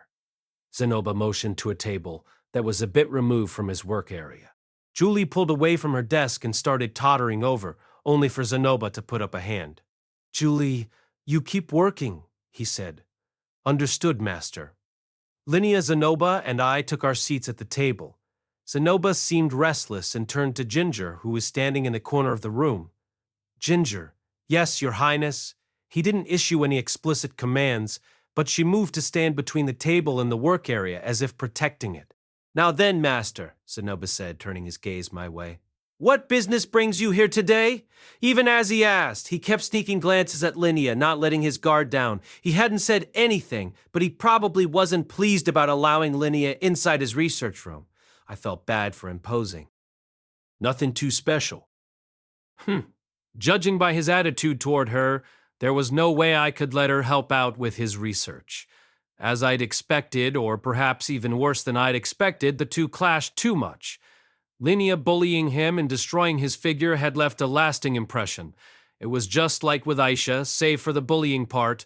Linnea breaking her beloved teacup had been the last straw. Zenoba was maintaining a cool facade, but if I asked him to let Linnea help out, that same facade would probably shatter. By the way, Master, why is Linnea accompanying you today? Zenoba asked. I heard you were keeping her as a maid at your house, but I shrugged. It's a rather long story, actually. I'm trying to find her a job. Oh, I see. His eyes darted back and forth. Maybe he had some idea of what kind of work she could do, but at the same time, he didn't want to be saddled with Linnea. Don't worry. We'll take her back with me, I promise. This was a good example of how past misdeeds could bite you in the ass down the line. Well, that's enough of that. Let's discuss your research next. Oh yes, a splendid idea. After I indirectly made it clear I wasn't going to push anything onto him, Zenoba returned to his usual cheerful self and started discussing the magic armor with me. We ate lunch in the cafeteria. While I discreetly enjoyed my meal in a corner by myself, Linnea sat a short distance away, surrounded by people. Mew ha-ha! And that's when I told her, Mew, Persina, aren't you a bit of a chubster? That's just like you, Miss Linnea. Takes some real guts to say that kind of thing to Miss Persina. I didn't realize it back when Ariel was around, but Linnea had her own charisma, the kind only a delinquent possesses. The people who clamored around her were all unsavory sorts. It occurred to me that she could use that skill to accomplish something. But what? Some kind of job involving gathering people. Well, for the time being, Laia tries stopping by Cliff's place. In short, things didn't pan out there either. Cliff had some things he could use some help on, but much like Zenoba, he wasn't too fond of Linnea. He didn't seem keen on having her work with him. Honestly, not a big deal. Working for him wouldn't be earner enough to repay her loans quickly anyway. It's not like he had vast wealth at his disposal. With that out of the way, now what? Couldn't you have her help you out with your work? Cliff suggested when I asked his advice. My work, as in, help me make it so, Orsted, was the world's master puppeteer rather than the man-god. Yeah, there was just one little problem there. I could do that if Sir Orsted didn't have that annoying curse. The curse doesn't trigger unless she comes into direct contact with his mana, so it'll be fine as long as you don't let them meet. Oh yeah, that's right. Well then maybe, no, absolutely not. If we're both working out of the same office, she'll end up running into him eventually. Cliff nodded. That's a good point, now that you bring it up. Plus, there's also the fear that as one of the beast folk, she might get hit with the curse from his smell alone. The curse could affect her via its smell? That was the first I'd heard of that.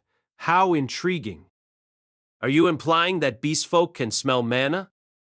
Yeah, there's no conclusive evidence yet, but I do feel like it's a distinct possibility. Since you have Linnea with you, it might not be a bad idea to test it out and see. What do you think? Perhaps smell was another source of Orsted's curse, which meant we'd need to work on doing something about his scent as well. If Cliff was onto something here, we could use some kind of deodorizer to completely suppress his curse. That meant testing to see if perfumes and the like could overwrite his natural smell. A dash of floral cologne and his scent and the curse could be neutralized. He'd smell nice and pretty wearing that big helmet over his head. Yes, it painted a disturbingly bizarre picture. In that case, we'll do a little research into that. Right. On that note, it'd probably be best if you could get an Adoldia to help out. I hear their noses are the most sensitive, so we needed a dog for this rather than a cat. I wondered how Persina was doing. Had she managed to become the village chief? If we're looking for a keen sense of smell, it might be a good idea to test this out with all sorts of races, not just beast folk. It was said that non-human beings could perceive a different range of colors. Most of the humanoid races in this world didn't seem all that different from one another, but even so, there were demon eyes that could perceive mana. If we research the differences between races, we might be able to identify the cause of the curse right down to the specific particle responsible. You make a good point, but even among beast folk and demons, there are a bunch of different sub-races. It would be a difficult task to gather them all.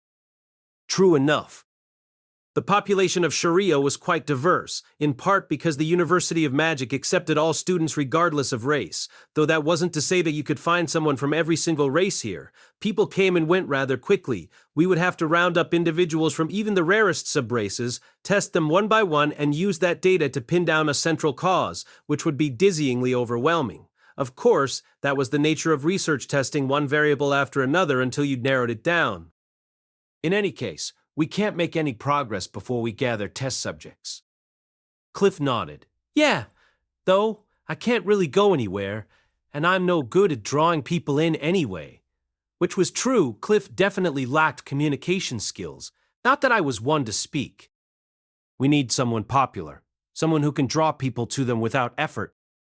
Naturally, our gazes were drawn to Linnea. True, she had a habit of attracting shady characters, but at least she could reel people in. Plus, the more people she drew in, the more would naturally want to sign up. Rather than selectively gathering only what we needed, we could widen our sample size to begin with and lower the risk of missing out on anything. Of course, having more people would lead to more problems. There were always going to be bad apples. Sometimes, people who wouldn't normally do wicked things on their own might feel emboldened in a crowd and go on to commit heinous acts.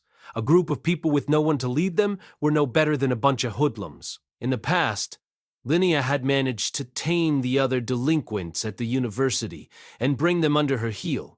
To me, that showed leadership potential. What's this all about? Mew, you two planning to gang up on me, ow? Linnea squeaked.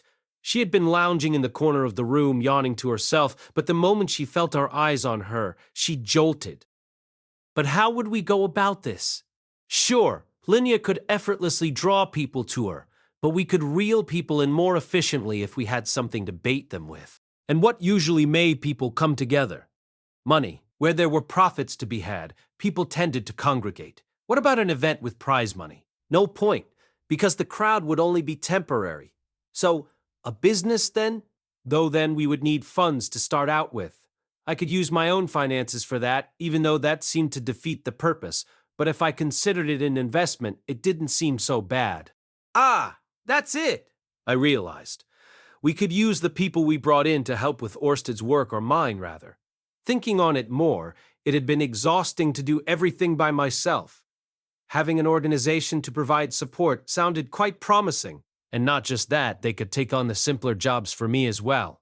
We could help 3 or 4 people at a time instead of just one. That would make the future easier on Orsted. It was possible the man god might try to interfere by manipulating one of our members, so we couldn't entrust any of the truly important tasks to them. But since I was under Orsted's patronage, it wasn't so easy for the man god to interfere with any organization I ran from the shadows.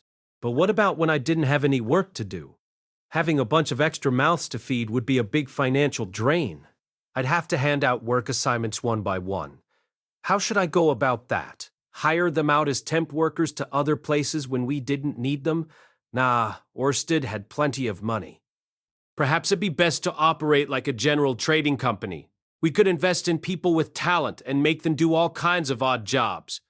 I wondered if Linnea would be able to manage all that. My guess was, not likely.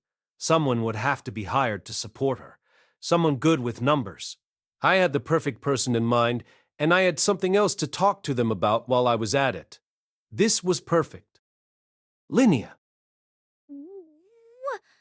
What is it, Mute? Starting now, you're going to be recruiting people for us. For what, Mew? Good question.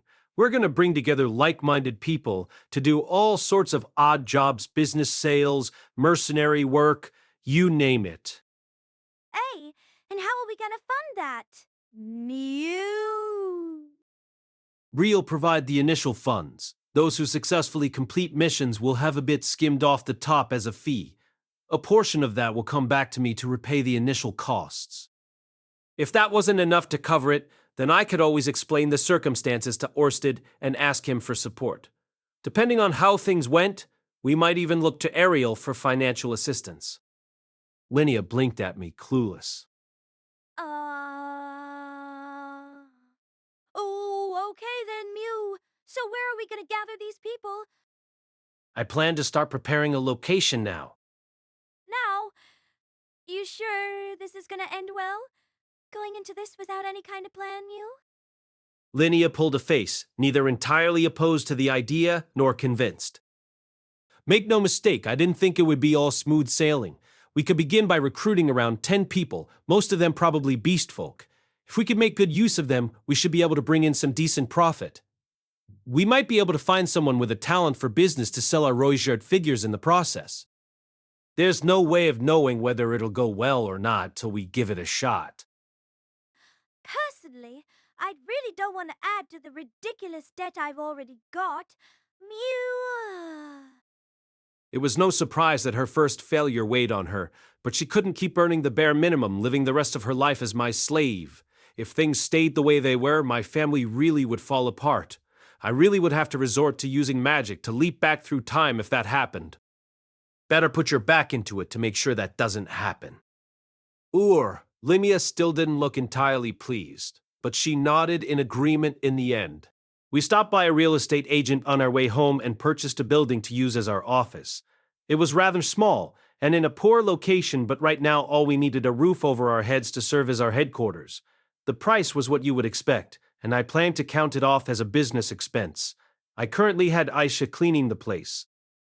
This'll be our base of operations for now. Gotcha, Mew. I really hope to recruit some good employees to our new business soon. We needed someone to organize documents and oversee paperwork.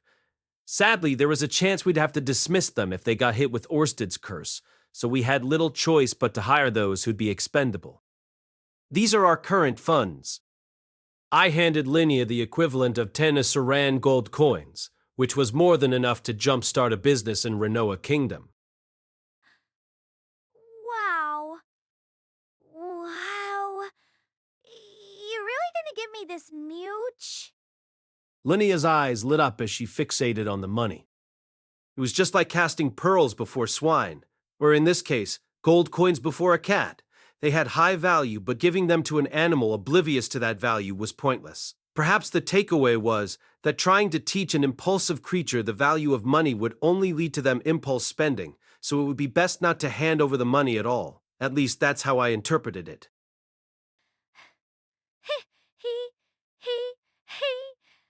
Boss, I've got your back, Mew. With this much cash in hand, I swear I won't fail you, Mew. This time I won't screw things up, Mew. Great. Linnea's eyes had turned into solid dollar signs. Now I was the one feeling anxious. Handing her such a fortune was probably a bad idea, wasn't it?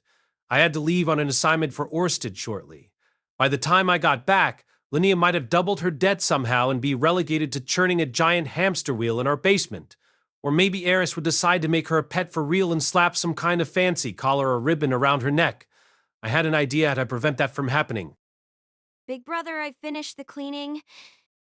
Yes, indeed. It was Aisha's time to shine. Aisha, I have a favor to ask of you. Aisha frowned. After a long pause, she looked up at me and asked. What? From her sullenness, it seemed she was still sore about the conversation we'd had the other day. You'd like you to watch over Linnea for me. Make sure she doesn't use that money I gave her on anything stupid, and while you're at it, provide support so she doesn't royally mess anything up. I have housework to do back home, though. And that's why you don't have to do it all the time. Checking in once every few days will be enough. Aisha stole a couple of glances at Linnea. Do I really have to? After what happened the other day, she probably wasn't keen on the idea of working together again. Her reluctance made me worry about Linnea's ability to gather people, but hey, even the Raphaelia flower has no trouble gathering insects to it. Now, while Aisha was reluctant to honor my request, I had a good reason for entrusting this to her.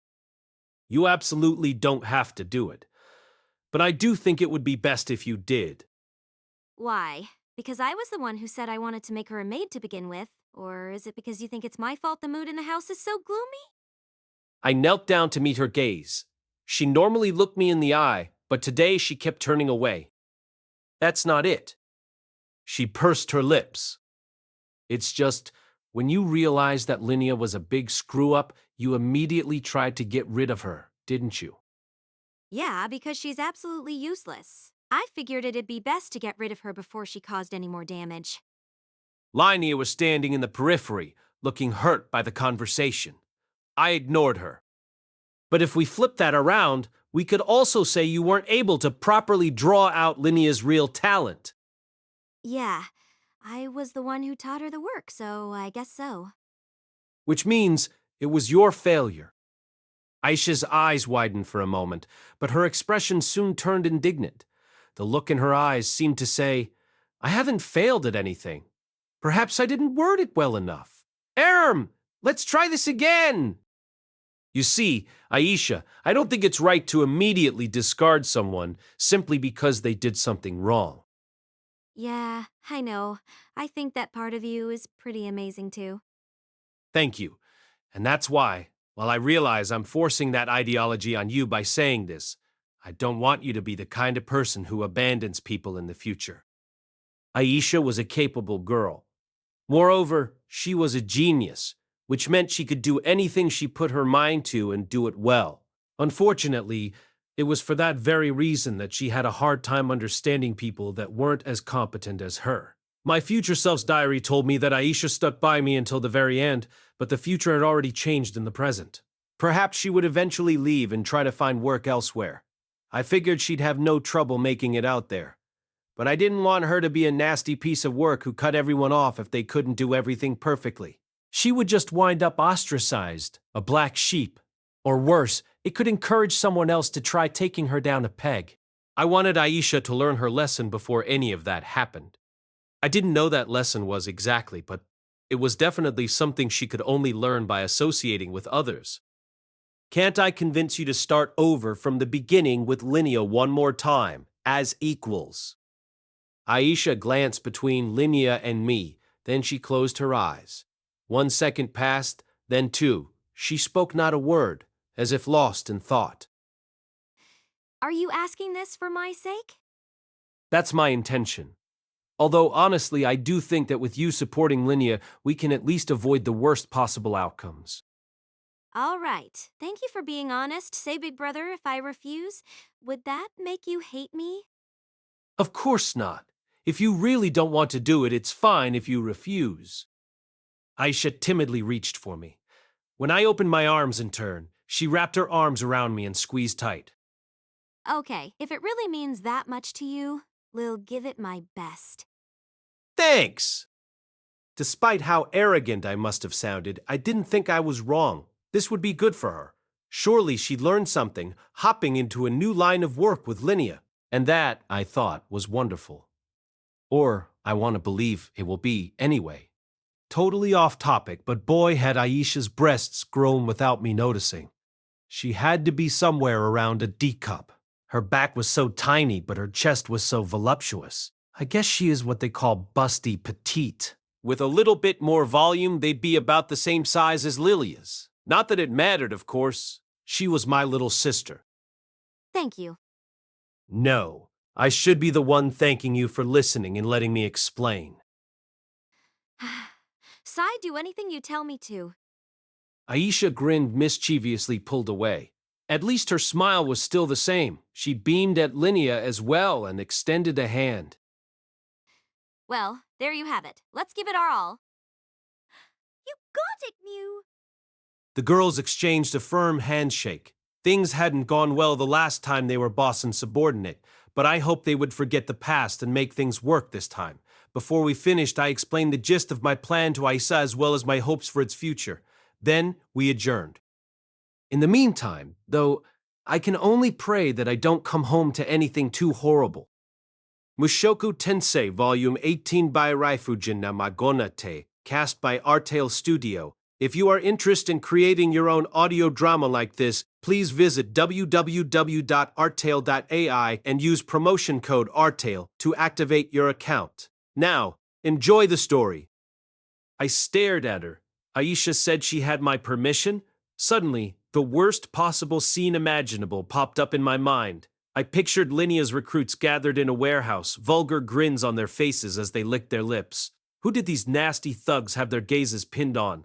None other than the beautiful Linnea and Aisha. Crammed in that small warehouse, the thugs would no doubt circle the girls and, well, I could only imagine. Sure, Linnea was a pretty decent fighter, but only against average opponents. She might be overwhelmed in a scenario where they were outnumbered. As for Aisha, I'd long thought of her as a child, but her body had begun rapidly developing lately. Her chest would be the same size as her mother's in no time. Plus, even as her brother, I had to admit she was cute. Her face was as charming as Paul's, enhanced by the canines that showed when she grinned. Crap, I really screwed up. Linnea and Aisha were both beautiful, yet I was thoughtless enough to ask them to assemble a group of shady people. I basically threw fresh meat into an ocean full of sharks. Although, just so we're clear, I didn't specifically ask them to gather a bunch of thugs. Eris, you didn't stop her? Huh? What for? Ah, right. Perhaps Eris has no interest in Aisha at all. Those were all small fries anyway.